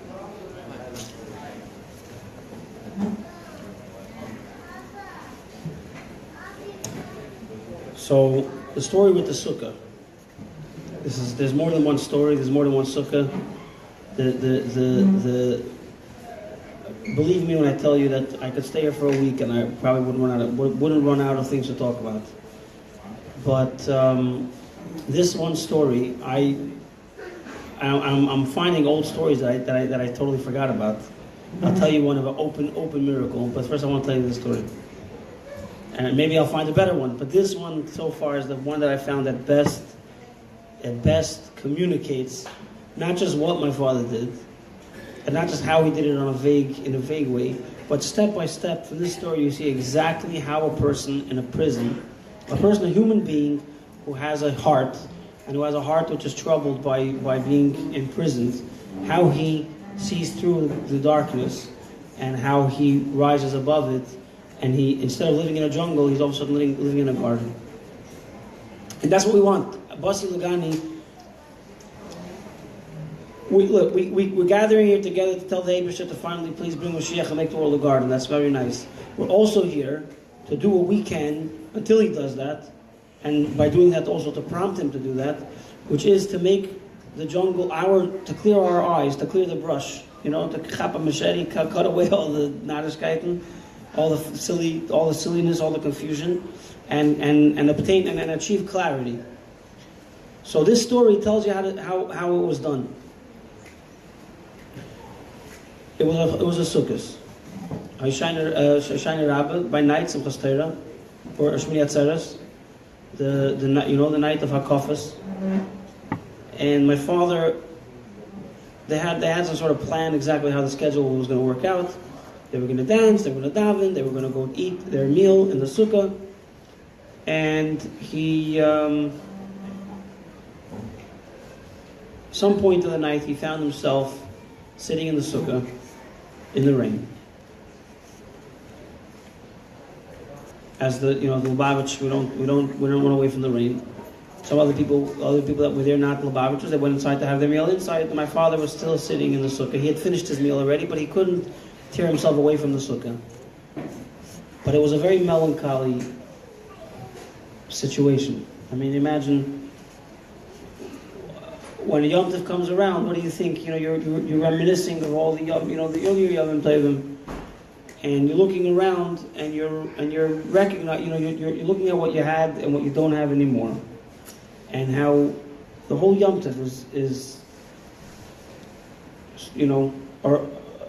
askew. He's sitting in a jail yard in a sukkah in the rain. Nobody's there. It's cold. It's drizzling. It's wet. He didn't have a normal hakafas. The minyan, the friends. You picture how Yom Tov, the way Yom Tov really looks at a chassidish, warm chassidic hakafas, a warm chassidic Simchas Torah. You picture the shul, and the electricity in the air, and the Aron Kodesh is opened, and they take out all the Sefer Torah with their crowns, and you just feel this feeling of love for the Torah, and you start singing Atar Reisa, and then you go to that kafas, and you're dancing, and all of it's missing. Not with his family. You go home at 2:00 in the morning after our kafas, and you eat a piece of gefilte fish because that's what Hashem wants you to do. You choke it down, and then you get into bed, and you wake up at 7 o'clock in the morning because it's the time to say Kriya Shema. And here he is in hell, and he started feeling melancholy, and he almost like the Alter Rebbe describes in Tanya, even a Rasha, a Beinoni, unless you're a tzaddik, the natural instincts, the natural thoughts and feelings that bubble up are not always the right ones the first time around. It's not consciously chosen thoughts, and your mind wanders. So his mind is wandering, and he's almost, not consciously, but he starts feeling like he's almost fulfilling the joy, the obligation of Yom Tov by noting its absence, by feeling what he's missing. He's almost that's as close as he can get to having it, and sort of, like how do or whatever. By crying over the Beis Hamikdash, that's as close as we can get to having the Beis Hamikdash. He was sort of, and then it hit. He got his foot off the clutch. It kicked into gear, and all of a sudden he's now driving, and he looks around and he sees where am I? What's going on? And you know what? I want to say parenthetically, Hebisha does this a lot. You almost an autopilot until the moment of truth, and then the manual kicks in, and then you have to decide left or right. And he realized, he looked around. This is not right. This is absolutely wrong. And the story of the Rebbe came to his mind. I had never heard the story before, so I can't tell you details other than the details that he shared in the email. But he told the story. Must have been in the early years, or even before the Nesias, before the Rebbe became Rebbe, before Yud Shevat, or after Yud Shevat, or the earlier years. It was Hakafas. And the Rebbe dragged a congregant, a balabas, he dragged him into the circle. And I guess he was the type of person that the Rebbe felt he needed to be reassured that there was no ill intent. The Rebbe apologized to him, if we could say that. The Rebbe said, don't be offended, I wanted to schlep him in.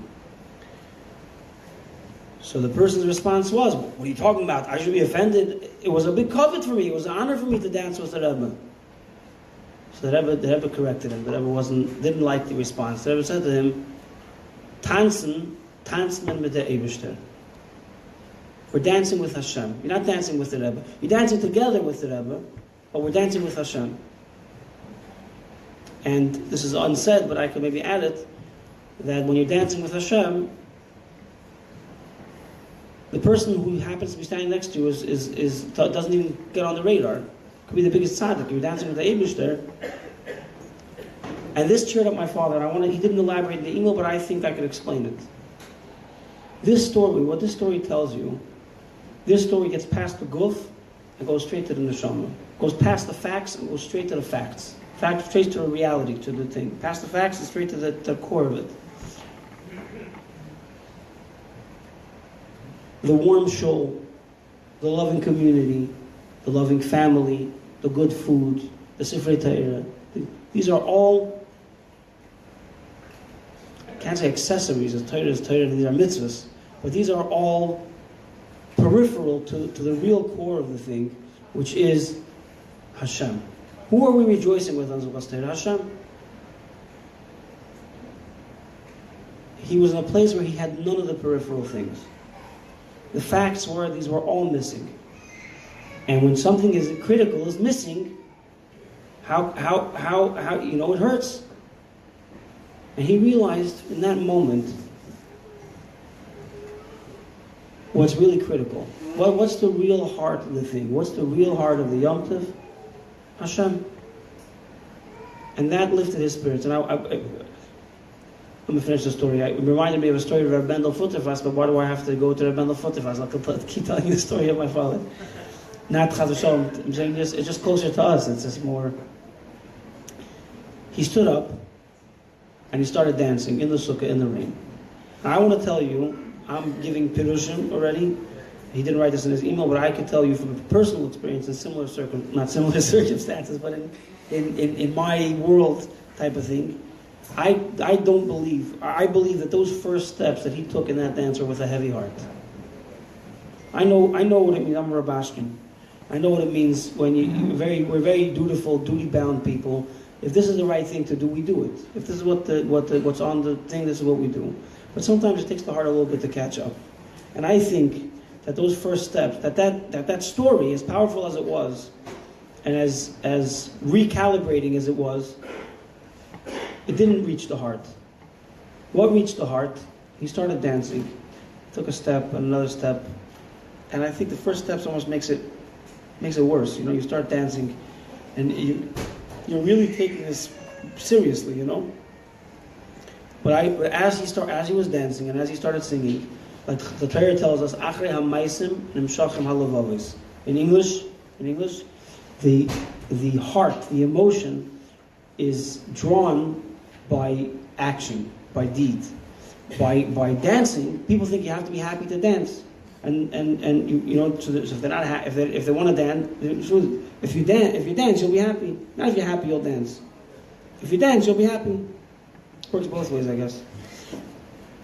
That dance helped this insight permeate not just his mind, but his heart and his whole being. And he really, and when you power through a darkness like that, the energy you find on the other side, the clarity that you find on the other side of that, the clarity that you have to find in order to see through that dark, the light you have to turn on to illuminate that darkness, is such a powerful light. He was overcome with real simcha, just rejoicing with the Eibishter. There's nothing between him and Hashem. Time flew by. I don't know how long they let him be in the sukkah. In Yiddish, we have an expression: the Yovan in the sukkah. The Greeks in the sukkah is it's like saying two things that are totally incompatible. The Greeks don't belong in the sukkah, so the Greeks came into the sukkah and sent him out. And so he had to go back to his cell, but he wasn't ready to let go. He wasn't ready to let go of that high, of that clarity, of that moment of truth. But he came in there, and he was, I think at the time, was Panama. Everybody has it right. Fuzzy went to jail, to prison in Panama is in my father's. I caught him recently. He said, my cell. He caught himself. He said, no. He said, the cell that they assigned to me, or the cell where I was sleeping, he didn't want to use the word my cell. Not my father's cell. It was this closet. Just to give you a description a little bit. A cell is about 3 feet wide. I'm not sure if that's inclusive of the space for this shelf where they sleep, or it's exclusive, but there's about 3 feet. These tiles are each a foot, so look, 3 feet. That's the width of the cell. And I don't know if the shelf is in the wall or whatever, but then they have 2 shelves, one on top of the other. That's where they sleep.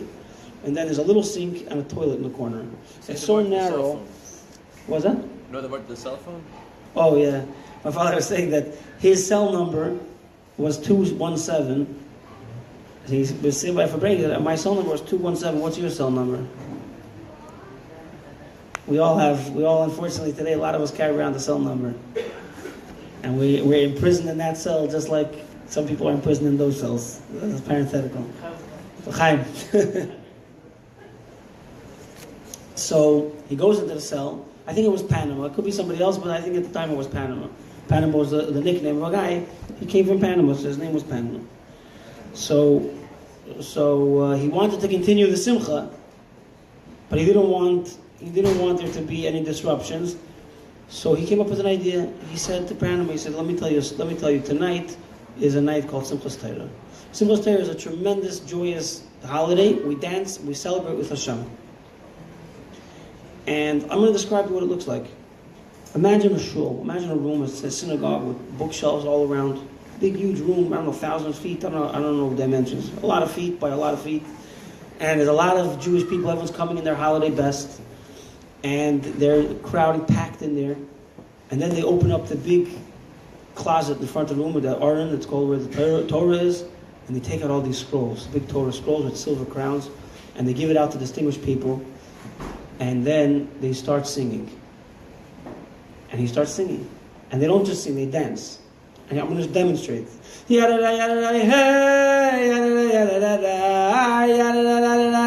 he starts dancing in a circle. Starts dancing. And he sings like that for a few minutes or for longer. I don't know exactly how long, for a substantial amount of time. He's continuing his akafas. He's singing loud and he's dancing. He says, and then the guy in charge of the synagogue, the one who's in charge, he bangs on the table. And he says, he makes an announcement like goes down like this. Ad kan akafa aleph. Then they sing a different song. It goes like this. Allah salahach, Allah salahach. And he's dancing. Allah salahach. he went through all 7 hakafas. Ad kan hakafa Beis, ad kan hakafa Gimel. He went through all. He's making a show. He was continuing to celebrate his hakafas because he could not let those hakafas go. I don't know how many hakafas he had in his life, but I would not doubt for a second if that was the best. And I know my father had very, very joyous hakafas. If I could describe for you what hakafas looked like in Iowa, in the community called Achdus Yisrael, I believe people would have traveled from all over to be at those hakafas. And despite all that hakafa that he spent alone dancing with the Eibishter was, I'm sure, the most special and holy and clear and joyous hakafas he ever had in his whole life. How did he? No. So I didn't tell you the story to impress you. I told you the story because we have to learn from the story. I was in London. By the way, I called me to a dinner for a chinuch. So my central point I was trying to communicate to them was that chinuch is not about opening minds; it's about opening eyes. So I didn't tell you the story to open your mind or your heart. I told you the story to open your eyes. If you look at this story, this is the anatomy of every natural obstacle or scenario that we face. Because from a Torah perspective, there is always a clear link between what you're experiencing and your connection with Hashem. And he started off the way we all start off, losing. Just in the mud. He started off. This story starts off. It's not a hero story. He started off in the heights, oblivious. Going in there and telling the guy, "I'm not taking off my car. You can fly a kite." This story starts exactly at the point we need the story to start. Right next to us, sitting right next to us, a Yid, he's facing a physical difficulty, a spiritual difficulty, and it's making his world dark. He's making his world dark. He's missing all the things that make Yom Tov. And we face different challenges, but whatever the challenge is, it all follows this pattern. We're in a scenario where we're missing the thing we need to admit we should be having, or we have things we shouldn't be having, and our natural instincts, our natural take on it, is taking us down the wrong path. So let's follow how did he do this? What did he do? The first thing he did, and this is a gift from the Eibishter, because he wanted it, so the Eibishter gave it to him. He got mental clarity. He remembered a story that told him the truth. Intellectually. He knew the way the Torah looks at this story. My heart is crying because I'm missing a community and a family and food and Torahs. And the Torah is telling me that I'm not missing any of those things, because those things are all very good when the Eibishter gives them to you. But when he doesn't give them to you, it does not impinge on this joy of the holiday, because tanzen with the Eibishter, we're dancing with Hashem. And that was an intellectual clarity. That's the first step. The second step, you would think, mind, heart, body, it goes to emotion, and this is an important detour that we don't make. We know what's true, and then we want to try to, okay, so how do I get inspired enough to do? You don't get inspired enough to do. You do, and then you will become inspired. So that's the second lesson from the story. He took from the intellectual clarity that he had, and he acted on it immediately. He didn't wait until he felt it. He acted on it, and that action brought him to emotional clarity and to just holistic clarity. He just saw the reality. He saw the thing the way it was. And in that moment, in the depths of the jungle, he was sitting in the most beautiful garden. And that's what we're trying to do. That's Basi Lagani. We're looking for this garden, and we're in the garden. The jungle is in our eyes. And we just need to clarify. So that's why, who was it, this tzaddik? I don't know, I'm saying eyes the whole time. I don't know why. The Rebbe says, what does the Rebbe say? Just open your eyes. Right? It's the reality around us doesn't need to change. I mean, it needs to change, but that's not in our purview. That's not in our responsibility. We can't build a shofar, and we can't, bring the eagles and the clouds. That's all the Eibishter's job description. But in the jungle, we can still be in the garden, and that's the thing. I want to say at this point, I feel like I'm missing a piece, so I'm going to say there's one missing piece here, and that is it's not missing; it's implicit. It was there. My father had it. It doesn't come up in the story, so I have to tell you, my father was very conscientious about protecting his eyes. And I don't mean protecting his eyes in the way we normally hear it, protect your eyes from seeing something dirty. He protected his eyes from seeing something naturally. I mentioned, I was joking before about watching games and sports or whatever it is, and everybody's got to bite off whatever they can chew, and everyone's got to be in their thing. But I just want to say, everything we experience in the world everything, eating breakfast is reinforcing the natural way of the world. You're hungry, you eat a sandwich, and you're full. We say, Birav Zantanu. Hashem sustained us in hunger. So one of the interpretations, not that in the time of hunger he gave us food, the hunger sustained us. This is a vart from my brother-in-law, Mendy Yuzevich. It's a beautiful vart, I'm going to say it quickly. It says on Moshe Rabbeinu, 40 days and 40 nights he didn't eat. Up there. Yeah, so Rashi says, Azlas lakarta halach b'nei Musi. So if you don't speak Hebrew, don't feel bad. That was Aramaic. If you come to a city, right? The Goyim call say when in Rome. When you're in Rome, when you're in a city, you got to act like the way of that people of the city. So my brother-in-law asks the obvious question. We didn't want to know why he didn't eat. We wanted to know how he didn't eat. Right? The guy, he didn't eat for 40 days, 40 nights. He said, Yankel, I haven't eaten for 40 days. The question is not, well, why? How? How did you do it? So what's Rashi telling us?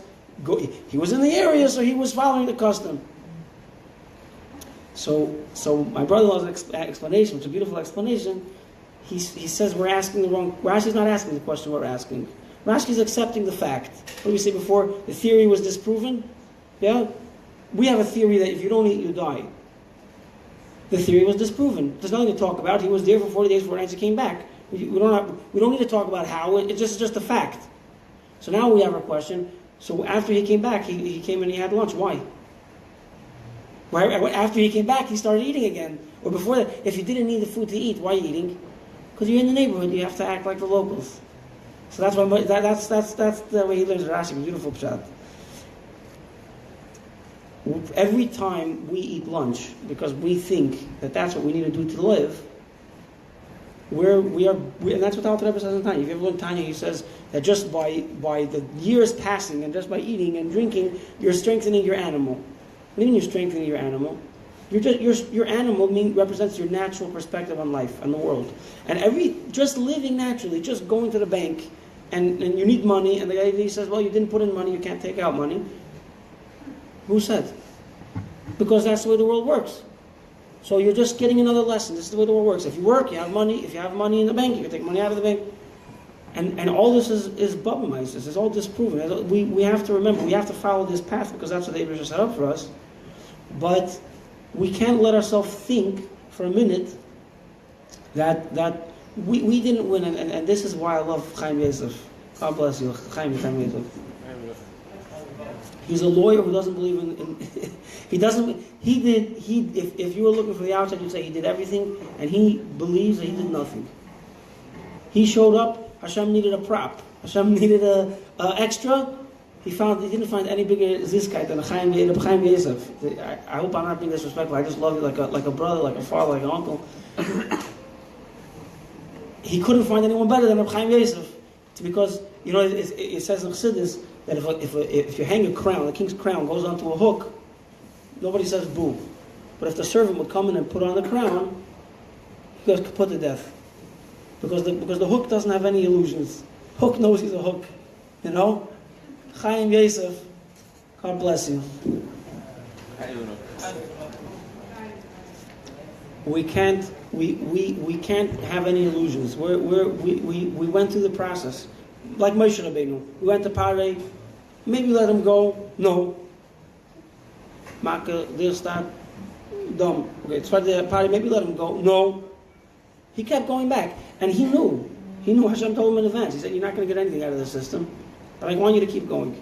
Keep going. But Moshe Rabbeinu never thought that he's going to have anything from Pari. He knew that it's from Hashem. And that's so yeah. Yeah.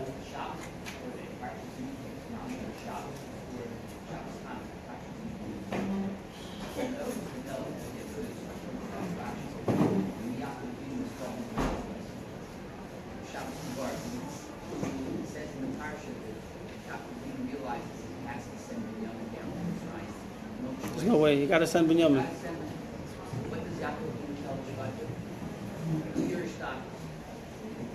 Take him. Oh, do everything. Go without it. Yeah. Oh, the second time, yeah.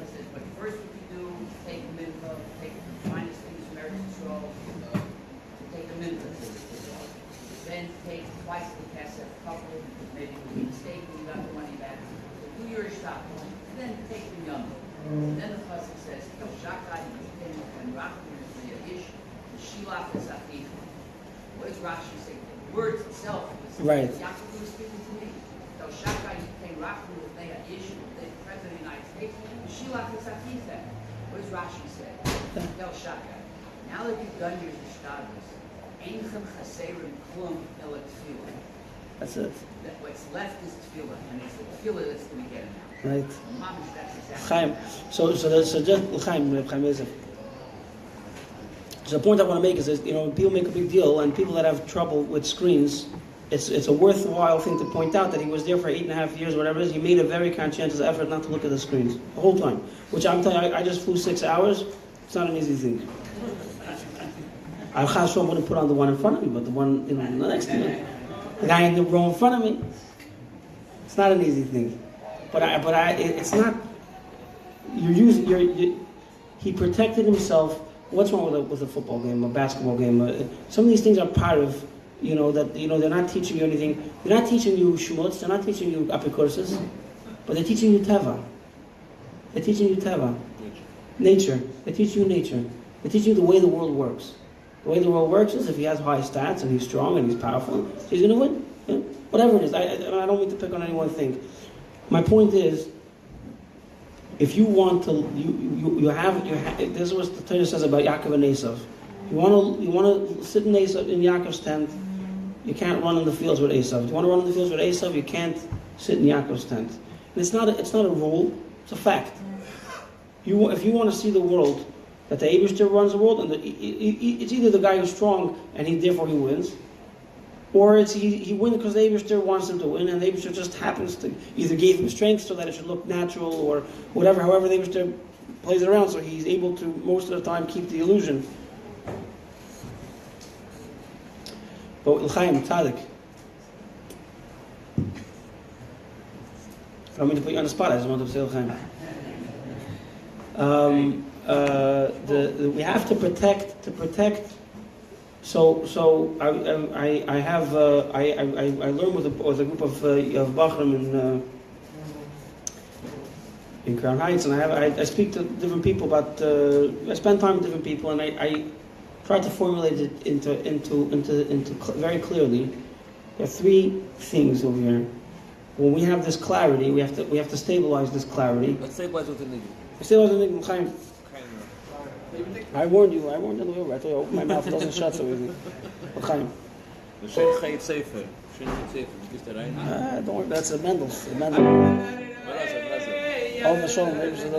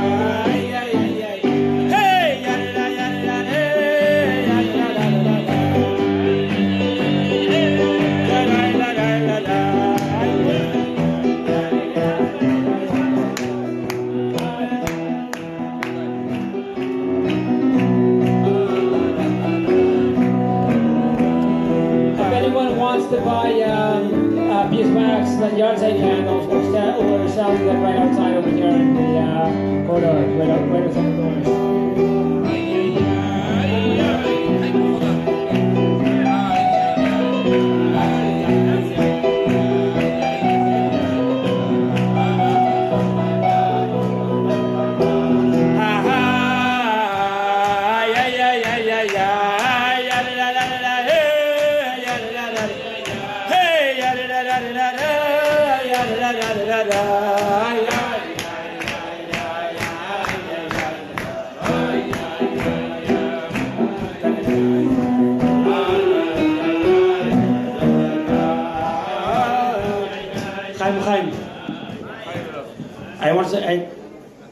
I want to tell you a few stories that just meisenis, just stories that help to see the Eibush around the world. But I just want to say I mentioned I see that some of the first shift is getting ready to say the bracha achrena, and say whoever needs to make a bracha achrena, say make a bracha achrena. But I want to say that you put on the sign a day of two rabbis, which as a Russian rubbed me the wrong way a little bit. But you're right. In the Lamaisa, I don't like it either. I'm going to explain to you. It's a day of two rabbis if you look at the guf. The gufim is two rabbis. The nefesh, right? It's one rebbe. There's only one rebbe. So that's the theme. If we could say the central point is that if you want to see the garden, you have to look not at the guf, but you have to look at the neshama. You have to look not at the fact, but at the interpretation. You have to look at the meaning. You have to look at the thing. So if you want to see Yud Shevat, or even if it looks like a day of two rabbis, and he put that on the because he knows that it's going to bring people with questions. What does it mean, the day of two rabbis? There's one rabbi. You came to come to a Farbrengen to know that there's only one rabbi. And how do you see that there's only one Rebbe? Either there's two Rebbe, Yatz, and the Rebbe. Only one Rebbe, you know, because we don't look at the guf, we don't look at the facts, we look at the reality, at the inner Metzias, the way it is. I just wanted to say that before too many people escaped. Anyway, l'chaim, I'll tell you a few stories that bring this to light, and then I want to return to this idea of protecting l'chaim.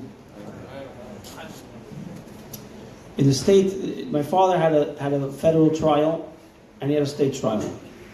In the federal trial, he was accused of fooling around with money, making money not so. Thank you. Bend over somewhere. Yeah, thank you.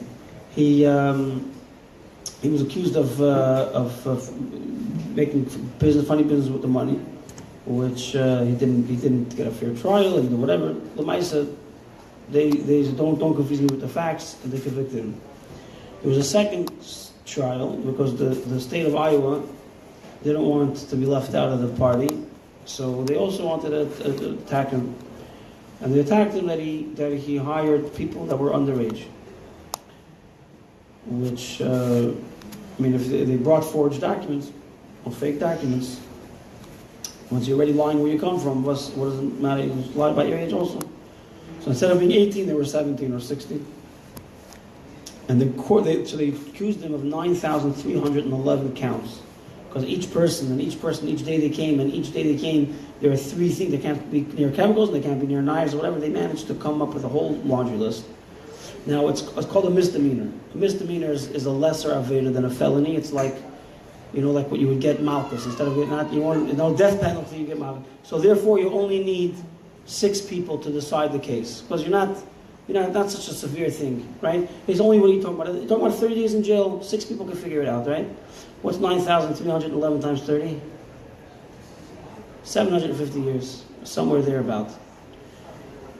And but still, it's only a misdemeanor, so you only need 6 people. I said a big number. I just want to say there's a Yid, Rabbi Weiss, who was sentenced to 800 and something years. And the Beis is going to help. He's going to be the next big Suda Seidah. The Beis should help him and bench him. And everyone that's still sitting should stand up. Should come home. Anyways, so there's 6 people, but if you ask Rabbi 11, when he gets a minyan, he never gets exactly 10. You want to have a few extra just in case. So the same thing, they wanted to make sure that by the time things, come to a head, by the time it's time to deliberate, they should have 6. They took 2 substitutes. Alternates, that's right. Alternates, so if something would happen that would invalidate or, something that happened to the main jury, they wouldn't have to start from the beginning. Sure enough, a week into the trial, they found out that one of these honorable gentlemen partook of what they call grass, marijuana. Thank you for explaining that. Yeah, that's important thing to know. And we came up from Iowa. The cows are eating grass the whole time. Turns out they were onto something. Anyway, so this guy was dismissed. So they took an alternate. So now we're left with 6 people and 1 alternate. The trial draws to a close. The evidentiary portion is complete. There's no more evidence that is required. They heard all they need to hear. So the judge says, okay, now we are going to dismiss the alternate. As the judge says this, one of the 6 primary jury members starts to choke. Can't breathe. Time out. Everybody runs out to the courtroom. Medical emergency. They take him out. Short time later, they all come back in. It was nothing. He's back to himself. He just ate something. He ate something no good, but everything is fine. He's good to go. Okay, where were we? We were getting ready to dismiss the alternate. As the judge says this guy starts to choke again. Mamish, like a story from the books, right in front of our eyes. So the judge says, it seems like we're not going to be able to dismiss this alternate. And instead, we're going to be mitzaref him to the minyan. We're going to add him to the quorum, to the jury. And we'll have a 7-person like this. If something happens, we'll still have the 6. And we won't have to do a mistrial. This guy was voted by the jury to be the foreman, was selected to be the foreman, who was sort of the first among equals to assign respect and was, one can imagine, a little influential in the jury room. And he was the shliach of Hashem to announce to the world that all these charges were bogus and false, and my father was innocent on all charges. See the Beis and Nisim, see the Eibishter control the world. This was in the state trial, shortly after the federal trial concluded. And it's even bigger than that. After he was already convicted of the other trial, it wasn't enough. 27% wasn't enough. The state of Iowa decided to go on. But they're showing prosecutors. I can say the show when you know this. You say prosecutors, not the state judge. They I don't know why, but they wanted to make him guilty. They said to him, plead guilty to 1 count. 1 out of 9,311. 9,411, plead guilty to 1 count, 1 misdemeanor. 30-day sentence, and he was under pressure from a lot of people. A lot of people came over to me now again and said, I was saying you should die. That's not finding master. So Martha said, I didn't do it. It would be a sheker for me to plead guilty. Okay, Chil Hashem. If I did it, I would plead guilty. But I didn't do it. Why should I plead guilty for something I didn't do? So instead of pleading guilty to 1 count, it would be 30 days, we went to trial on 9,311 counts. And he was acquitted. But the upshot of the story is something he and I figured out 3 weeks ago in the car. Were you in the car when we had that conversation? No, but I think he shared it with me. Turned out that You want to take the microphone? Rewind 2 sentences. Should I go back to the... Okay, so as I explained, as Getzel explained, there were 9,311 counts, misdemeanors, 30 days each. I never did the calculation, 750. Whatever, something like that. Your brother-in-law figured out he has a $27 million restitution, so the way it works, they can take like maybe $150 a week. So Getzel figured out, Yudah figured out that if he had started paying the $150 a week from Sheshes Shemei Breishis, he'd still have another 125,000 years to go. So it's a bracha farichas yamin. But 9,311 counts, for which 750 years, the prosecutors came to him and said, plead guilty to one count, one misdemeanor. Crossing the street against a red light is also a misdemeanor. Plead guilty to one count, a misdemeanor. You won't have to go to trial, and we'll call it quits. And he said, I'm not going to do that. It would be a chil Hashem for me to do that. I didn't do anything wrong. I can't. It would be a sheker, he said. I can't plead guilty to something that I didn't do. And the pressure that he was under from people in his family, Rabbanim, Rebbes, they all told me this now. Es chatani maskar yom, they said. But he just wouldn't do it. He said, Chaim Yosef, I'm not going to do a sheker. I'm not going to do a chil Hashem. He went to trial. And I spoke just 2 weeks ago to Mark Weinhardt, to his state trial lawyer. He said, what's so incredible about what happened with that jury is they knew, they fought this. It shows you the rishus of the judge. That the prosecutors were allowed to tell the jury that he had been convicted of financial fraud and was sentenced to 27 years. That already colors your view of somebody. And notwithstanding all that, with the nace, with the choker, he was acquitted. That's all great. Well, we figured this out 2 weeks ago after he was out already, Baruch Hashem. This commutation, it came from the Kadosh Baruch Hu, but there was hishtadlus that we had to do. There was opposition inside the White House. There was opposition because he had been convicted of such a serious crime. And they tried to bring in other issues as well. And a former Attorney General of the United States, who was fighting our battle, said to me, how do I answer the question about the immigration charges? And I said to him, actually, the answer is really simple. Because after the federal government dropped all the immigration charges, the state government tried them on these same labor charges, which was essentially the same thing. Either you hired them, they were illegal immigrants, or you hired them because they were underage. And his principal defense was, I was not in a position to know how old they were or whether they were illegal, and the jury acquitted him. And that argument, because he didn't plead guilty to that one count, that argument carried the day with the White House and led to the commutation. Had he pled guilty to that one count, chas v'shalom, I don't know if he'd be out today. Anyway, unbelievable.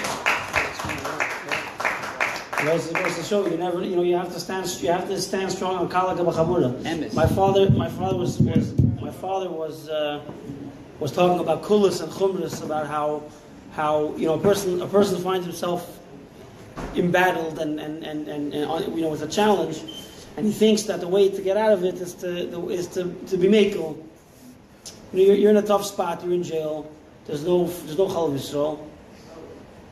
So okay, chalavakum. So there are people there that got a heter, and they just treat them chalavakum. But you don't realize that mitzvahs and Torah and kedusha is your lifeline. This is what keeps you sane and normal and strong in the face of the turbulence of the world. So you're facing turbulence, and your eitzah is to trim off a little bit of the lifeline. A hiddur mitzvah brings you clarity, brings you connection to Hashem. Besides for the ruchnistic things, meaning besides for the matanas that you get because of it, just the act of holding on stronger to the Eibishter, to the one thing that doesn't shake, is your salvation. To be mahader, to say no, I'm not going to sit by the candles. I'm not going to light candles, regular candles. I'm light olive oil. I'm not going to sit for half an hour. I'm going to sit for 50 minutes. Whatever it is, these hidurim, it's not an inconvenience. You're running away from this candles. Where are you running to? This is what keeping you sane. This is in our life also. You're running away from a minyan to run to work. The minyan is your lifeline. The minyan is what keeps you. The minyan is your life, and you're going to run away from that to go try to please a customer somewhere. That's backwards. That's backwards. So even if arbitrarily you're looking for a heter, you look for a way to be lenient. That means, according to one opinion, you're doing the right thing. According to another opinion, you're not doing the right thing. According to that one other opinion, you're letting go. The Torah is not an inconvenience or a burden that you have to just find the lightest way to carry it. Torah is our lifeboat. Torah is right, and therefore you should be looking to put as many hidurim as you can, and the more it requires you to plant yourself and to be strong, the more powerful it's going to be in your life. Anyways, my flight is leaving soon. I wanted before I go, I just want to talk about this thing about protecting ourselves, because I just want to go over again the practical steps, because we have to apply it. We could apply it. I know Yidden there are a lot of Gedolei Yisrael, and Lubavitch likes to talk only about the Rebbe, because Baruch Hashem we are zeicha to be the Chassidim of the Rebbe, but we can't. Even Anshe Moshe, they knew that there were other tzaddikim. It's not a Rebbe, it's not Moshe Rabbeinu. There's tzaddikim in the world. There's Ga'inim, there's Talmidei Chachamim. Yeah, a lot of people we look up to, but we can't really emulate them in the same sense. You know what I mean? We can learn from the Rebbe, but you can't be the Rebbe. A Rebbe is something that it's a gift from Hashem. Gainus, a genius, brilliance in learning. You could emulate. You could be inspired by them. You could learn a little bit more. You can't be them. You can't walk in their footsteps because their shoes are too big. Their pace is too big. You're not built for it. So we try to learn. We try to learn from them, but there's a distance, and for that reason, the Rebbe always said that the Rebbe told somebody, "Well, I want to know how to Farbrengen." He said, "Tell stories of Chassidim, as opposed to stories of the Rebbe." I mean, not to stay away from stories of the Rebbe, but to focus on stories of Chassidim, because stories of Chassidim are stories people relate to and people can follow.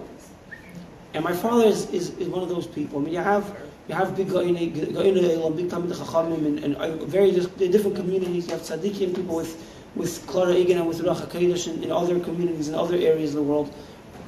And we can admire them, and we can learn from them, we can be inspired from them. We can't be them.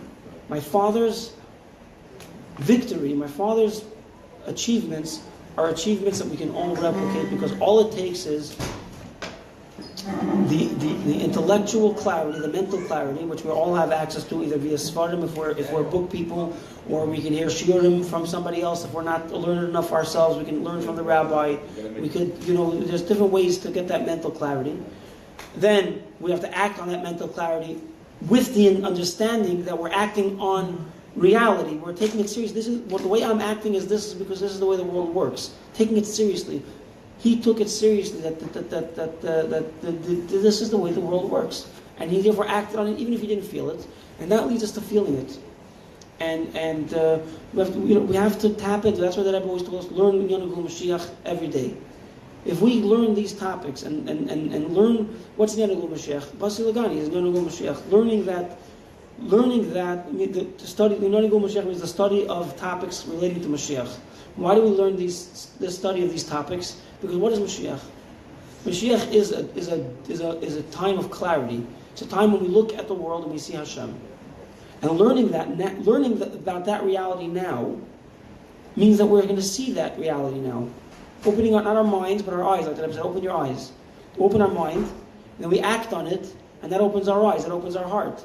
We learn about how the whole world is really nothing, and in front of the Eibishter is nothing, and not only is nothing, it's by the Eibishter, for the Eibishter, it's a way to connect to the Eibishter. Learning these things every single day, because we had this big spike of energy, of excitement, of clarity. When my father came out, not just he was in the garden, he was in the garden for 9 years. But that night we were all in the garden. That night we saw the garden in the jungle. And that was a gift. The Gemara says, I caused this by recent Farbrengen, and I still didn't check up the Gemara to figure out which way it works, but a cow falls off an elevated pathway into a garden. There's a certain obligation, a certain liability. You take that cow out. If that cow ever finds its way back to that garden, the liability changes. It's either more liable because the owner should have been more careful, or less liable because the owner of the garden should have been more careful. The upshot is, even a cow, once he knows where the good stuff is, you have to assume he's going to find his way back. On that Wednesday night, Hashem showed us the good stuff. Hashem showed us the garden. And even a cow, and some of us might say, you know, I'm a cow. I'm not an intellectual, I'm not necessarily so sensitive, I'm not just a cow. Even a cow knows to find his way back to the good stuff. Even Pare, after Hashem hardened his heart, why did Hashem punish him? Because he expected him, despite having his heart reset, he'll find his way back. And we could do it. We could do it. We need to follow the example. We need to find the statements that clarify for us the reality that we live in. We have to avoid the things that confuse us, that confuse that reality by presenting a different reality, and we have to apply that reality and deed. And then from the mind to the deed, it follow right from the mind, from the observation to the deed. It goes back to the heart, and then we're living in the garden. And when we live in the garden, internally, that's what the Rebbe told us about, going out of Galus Panimi, going out of our internal exile, and then Hashem will take us out of take our body out of Galus. Like my father, he was out. He was in a place called prison, and then one day he wasn't in a place called prison. And we're going to be in a place called Galus because we don't feel the Galus. We're going to see through it, and then one day we're all of a sudden not going to be in Galus, and we won't even have a chance we won't want to take the time to change our pants. We're just going to go as we are, and we're going to run to Mashiach. Which happened. Thank you for me, Ad Mamish. I want to thank you for the opportunity for inviting me here and for having me here. Before we I'm not running away. I'm going to give away the microphone. That's right. We're going to sing the Niggun Al Rebbe. So you sing the Niggun Al Rebbe, like you and Yud Shevat as customary to sing this Niggun, so you could ask Hashem for anything you like. Pickles in front. The check was in the back. Where's the back home? By the door. Sing the Niggun, enjoy life. He's like, Zisha. What? You're taking what you're talking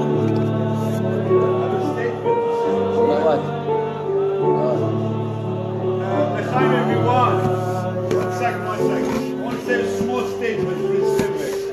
That Shalom Mordechai, when he came out from jail, the entire world rejoices. Why? Because he went on Mesirat Nefesh for his Yiddishkeit. We knew it was an act, a bare act of anti-Semitic against him, and we were all touched. When he came out, Baruch Hashem, we were all very happy. Let me tell you something. I come from a place where the head Shaliach was in jail in Russia for 6 years. And I know my Mashpia told us that the Rebbe said, Miracle. where those years were not counted for in his lifetime, in years of his lifetime. We should all say L'chaim together, that Reb Shalom Mordechai, all those years that he sick from Mesirat Nefesh because he was a Yid, should not count it in his lifetime like the Rebbe said. L'chaim.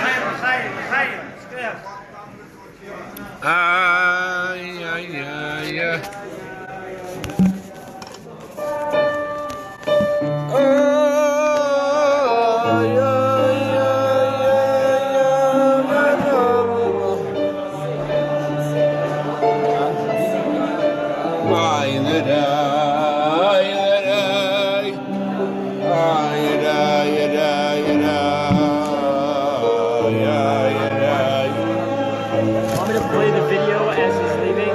Yeah. Someone's gonna have to turn the lights on after and then turn it off. I'll get someone to do that.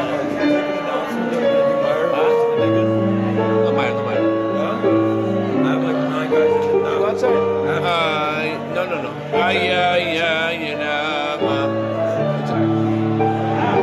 It's going to ruin the Farbrengen. After the nigga. The Farbrengen's over. Everybody's going to walk out. It's not over. Myra, we're going to do it. The slug was going to show for Myra. We're going to show a video after they get one. Show the video to the guys outside. We're out too. It's a show. You're going to throw us out of show top. Yeah, I love you. You're so awesome. The flower of the cup. You're so awesome. The Rolex. The flower of the cup.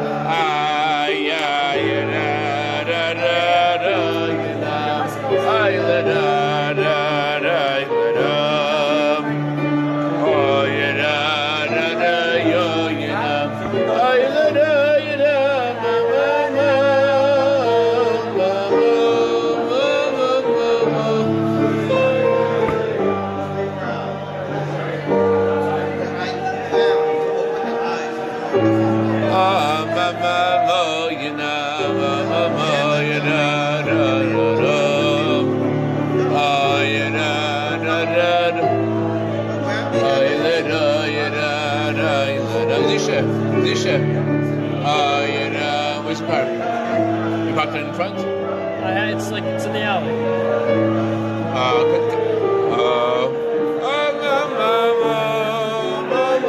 Sit down. I'll tell him this thing. Special thing. Sit down.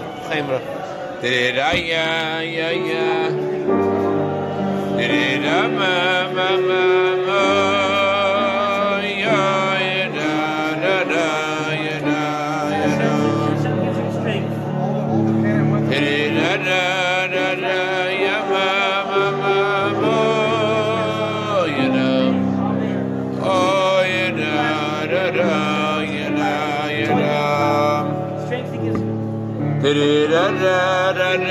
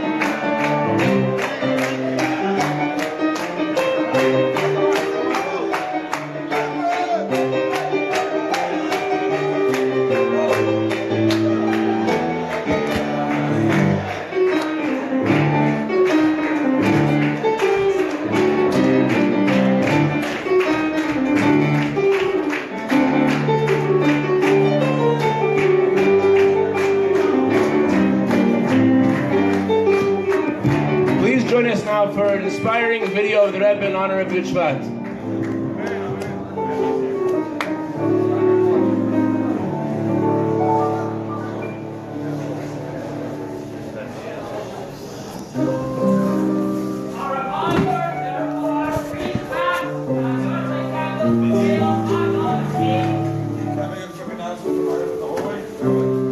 Whoever wants to have a Ma'ariv is allowed to have a Ma'ariv in the hallway, in the lobby. Ma'ariv in the hallway. Please don't make a minion. Ma'ariv in the hallway.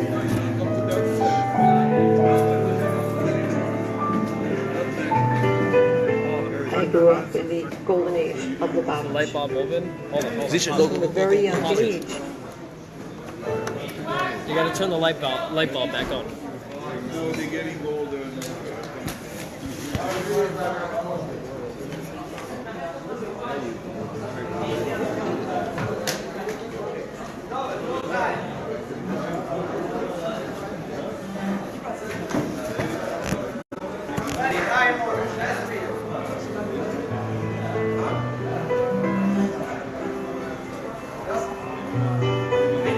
I grew up in the golden age of Lubavitch. So from a very young age, there were so many opportunities to see the Rebbe, to interface with the Rebbe. The Rebbe was there to lift us up, to give us perspective, solace when necessary, encouragement, to share the joys. A world with the Rebbe in it was a world that had an anchor. I was a reporter at the New York Times from 1975 to 1993. And in those years, I had many opportunities to write about the growth of the Lubavitch movement and to write about Rabbi Schneerson in particular. I think most celebrities are people that you may admire, but you don't get a sense that they care that much about you. The Rebbe was different. He really cared about every person. I have not seen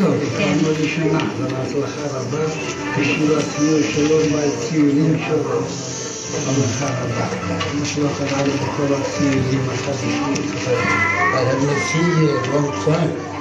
Both since I arrived. Could be a little bit better. And then it will be a lot better. Amen. למדתי לכל האפשריות להעתיק היהדות האמיתית ומתייחסים לטוב לבו. כן, אני יודעת. להכיר אותם כן בישורות טובות בעניינך הפרטי. אוי, תודה. תודה. והעבודה שלי היא גם כן הסתובבות בעניינים הפרטיים של כל הפנים אליי.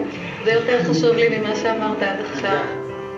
He wanted you to be a better person. He wanted you to be a better Jew. He wanted you to practice the rituals and the commandments of Judaism. Those things would make you a better person and make the world better. I am a writer, primarily on Jewish themes, and I've recently completed a 5-year project on the Rebbe. The Rebbe had a greater capacity than anyone I've ever come across to appreciate that a human being is created in the divine image. He saw that spark of divinity in every Jew, that every Jew therefore was connected, even if that person felt distant now. You're not changing anything, you're only returning to your real essence, being so your own volition, and then it will come to you automatically to progress in all things of Yiddishkeit. The Rebbe was still seeing that divine spark within them. He saw not only who they were now, he saw also what they could become and how precious they were. Het is ook gekomen te vinden een beetje Jiddischkeit, een beetje mijn Jiddischkeit. Ik kan veel helpen. Je laat zo'n wat je in harten te ik naar zaken lernen, je kunt me daar. Dat verliezen en in de hart.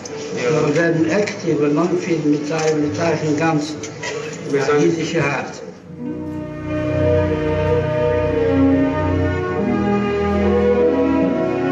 When one walked into the Rebbe's study, you saw nothing but the Rebbe.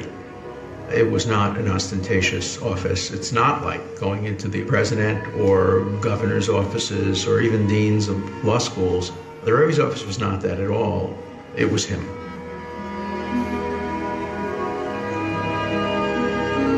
He can't enforce anything he wants. All he can do is advise and suggest. And that distinguishes him from every other leader I've met. They have the power of the purse. They have the power of the sword. They have the power of the media. They have the power of law.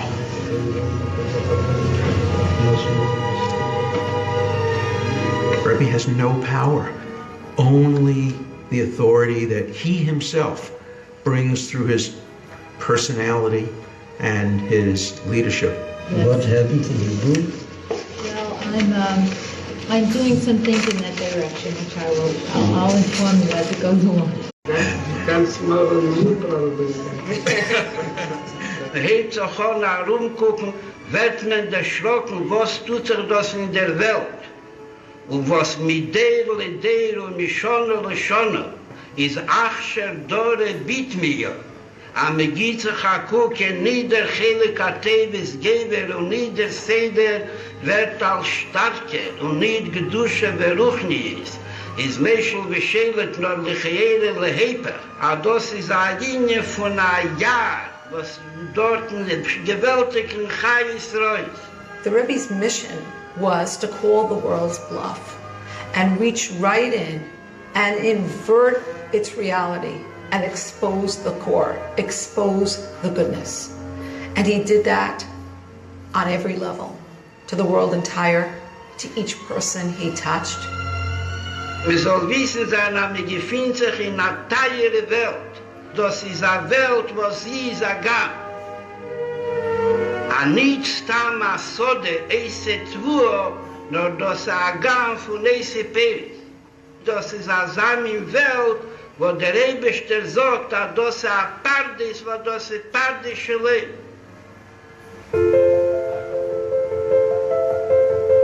Just imagine that you are an eagle and you were raised as a duck.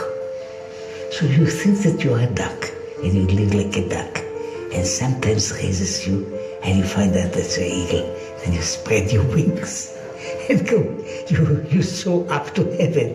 You're now above all these things. So that is what's called the touch. The Rebbe had it was a spark, went there and ignited them.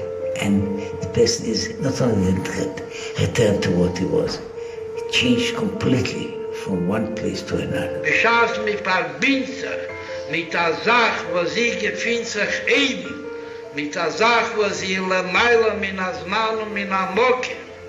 Ist Pi, was gefühlt sich in Zman und in Moke. Gibt ihm der Eberste die Möglichkeit, als ich ihn sehe, wird durchführen den Ebersten Schlichus. Beschaß mich verbunden eben, oder demult fällt mir nicht unten. The influence of the Jewish people to the big task. But nevertheless, every Jew has the power to do so because he is going with the help of the blessing of God Almighty himself. Well, I guess I'll do my best. Yeah, the God Almighty will help you. Lubavitcher Jews around the world today began 7 days of mourning for their beloved leader, Rabbi Schneerson. Rabbi Schneerson was a great leader of the Lubavitcher people. He was a great religious leader of the Jewish people. He was also a great religious leader of all people all throughout the world.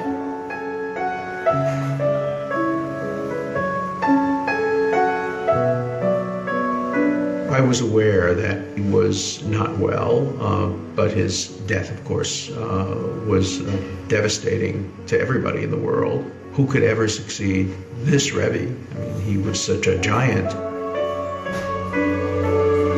The Rebbe rewrote the book on what it meant to be a Hasidic leader. The Rebbe sort of broke down that wall and said, I have something to give and to contribute and to teach to all Jews. He was one of a kind. So with him gone, how could the movement survive? The Rebbe's passing was a loss on a personal level, but beyond that, it seemed to be the eclipse of a light the world needed so badly. That was the true loss. But as it turned out, that was never lost. It lives on in the Rebbe's teaching, in the Rebbe's direction, that fuel our work today. When you are stranded in the wilderness, you really don't know anything. So you have a light, and the light guides you. And then somehow the light is extinguished in the middle of the night, in some moment. How do you feel that? And you have, on the other hand, you don't have any permission to stop. See, the Rebbe gave an order, marching orders. So you have to go on marching.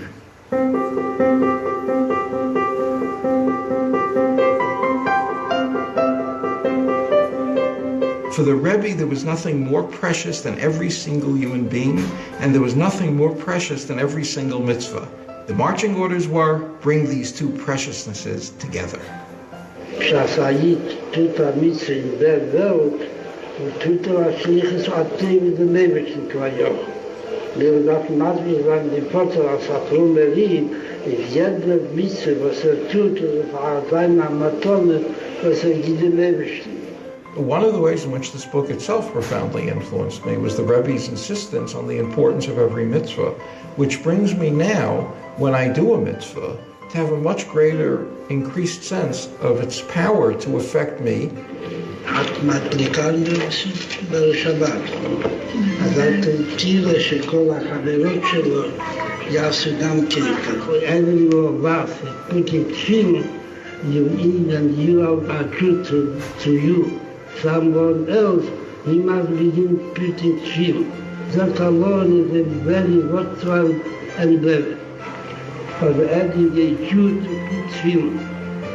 Well, You know, the greatest immortality somebody can ever have is to leave a legacy and to see one's work continue after one sheds the mortal coil. And the Rebbe did a phenomenal job in preparing his movement, the Jewish world, and the entire world. To think that he had built this movement from the time he became Rebbe in the 1950, 1951, and it had this phenomenal growth, that growth would have continued sort of exponentially after his passing is kind of hard to imagine, hard to believe. It just shows that, you know, the power of the message.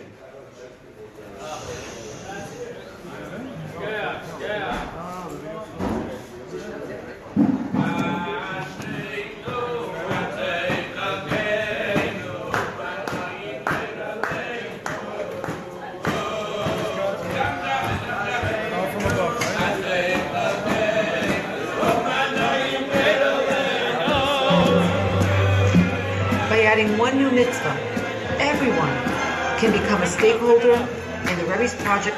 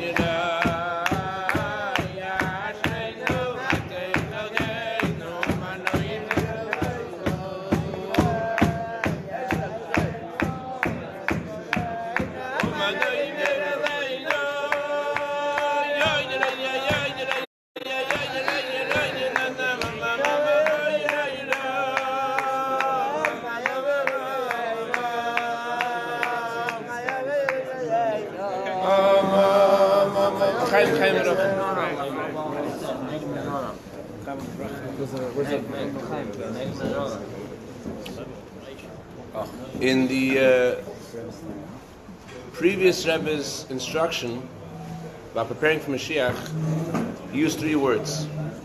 The words he used were Imdu Hachein Kulchem. Imdu means to stand, Hachein means to be ready, and Kulchem means, as we say in Yiddish, Jam Jameh. Everyone together. Okay, it's a little Farsi maybe. Jam Jameh, you don't split you from Hamadan? Yeah, that's in the right word. Whatever. In us at Esfahan, we know how to look deeper into our lives and what life is about and what our lives. Yud Shevat, there's really 3 stages. The first stage is called Imdu. What does Imdu mean? Imdu, the Gemara says, Ein amida el tefillah. There's no thing. Whenever the Torah says we're to stand, it means to pray. Why does standing mean to pray? But just like when you stand up, you're standing apart from, you're not sitting down, you're raising yourself up, you're lifting yourself upwards. So too in davening begins with Psukei de Zimra. What's Psukei de Zimra? Psukei de Zimra literally means verses of praise, but the word Zimra also means to cut off. The Friedrich Rebbe writes how sometimes a person could say something that's insensitive or a joke, or scoffing, and it makes your neshama very dry, makes your neshama very not into it. So Psukei de Zimra, it takes off all the thorns of your neshama. You start off your day, you wake up in the morning, the Friedrich Rebbe actually writes, in human nature is, the second you wake up in the morning, you start to worry. That's how it works. You wake up and you think you're the only guy, but that's all Jews. Wake up in the morning, the first thing comes into your mind is your worry. Of course, if you go into your cell when you start your day, then you for sure start to worry. And I've heard before, Reb Shalom Mordechai, he was saying, someone asked him, what's your cell number? My cell number was 207. What's your cell number? We're all captured by our phones over here. So if you wake up in the morning, especially you, Rabbi Biarski, you get text messages and WhatsApps and phone calls and emails from the very serious stuff in the whole world. But you know what? You're allowed to daven. You're allowed to say Meida'ani. Stay up, wake up in the morning, say Meida'ani. You owe it not just to yourself, you owe it all the people you help. All the people you help, you owe it to them. You have a few minutes in the morning that are yours for the Eibush. You owe it to them. So you wake up in the morning, you say Meida'ani. So the Friedrich Rebbe says that the first thing you should do is wash Nagel Wasser. As soon as you wake up, why should you wash Nagel Wasser? He says the reason why you worry when you wake up in the morning is because your neshama leaves your body. And what's left in your body is only a little bit of the neshama. And that allows room for klippa to come in and to all those ichi people, all the ichi klippas, to come and start messing around with your brain. So that's when you wake up in the morning, all of a sudden you start to worry. You wash Nagel Wasser, water and Kabbalah has to do with wisdom. So it takes off the klippa and makes you have the perspective that it's going to be okay. That's not yet Imdu. Imdu is Psukei de Zimra. What's Psukei de Zimra? It's Chakika mi b'chutz. In Chassidus talks about making a cup. Make a cup, there's 2 parts. One is to get rid of the part that's not necessary. To cut off, let's say you're making a cup out of wood, to cut off all the wood that's not necessary, and to make the shape of the cup. And then after you have the shape of the cup, you have to chisel into the cup and make the cup a receptacle. So to you're a Jew, you have to be a receptacle for godliness, a receptacle for bracha. But I saw a Sikha of the Rebbe today. The Rebbe writes, a person might say that he's too tired to get the brachas of the Rebbe. He's too tired, he has no power to get the brachas. And even though the Rebbe says, he says the words trach good v'zayin good, think good and will be good, he just says them. He writes them. He tells other people to do that. But he himself, when it comes to his own inyanim, he's not ready to actually think that it's going to be really good. And that's important. So the first step of becoming a receptacle for godliness is Imdu. Imdu means that you, just like in davening, you get into something spiritual, you start saying Psukei de Zimra, you start talking about God creating the world, and you get into something spiritual. That's Imdu. Like all of us today, we were all, before we came to the Farbrengen, we were all doing different things. You were going to the bank, you're going to dinner, you're going to this, you're going to that. All of a sudden you came to Farbrengen. Imdu. So you got a little bit away from Gashmias. You got a little bit into it. It's Yud Shevat. It's Yud Shevat. It's the Rebbe's day. So that's Imdu. That's step one. That's cutting off the negative. That's going away from where you were before. But that's not Hachin. Hachin is the second step. What's Hachin mean? Hachin means to chisel into the cup. Make the cup itself a receptacle. What's Hachin mean? Hachin means Chakika Mibifnim. So in davening, Chakika Mibifnim means is the idea of Shema. When you say Shema, the Baal Shem Tov writes, prepare yourself.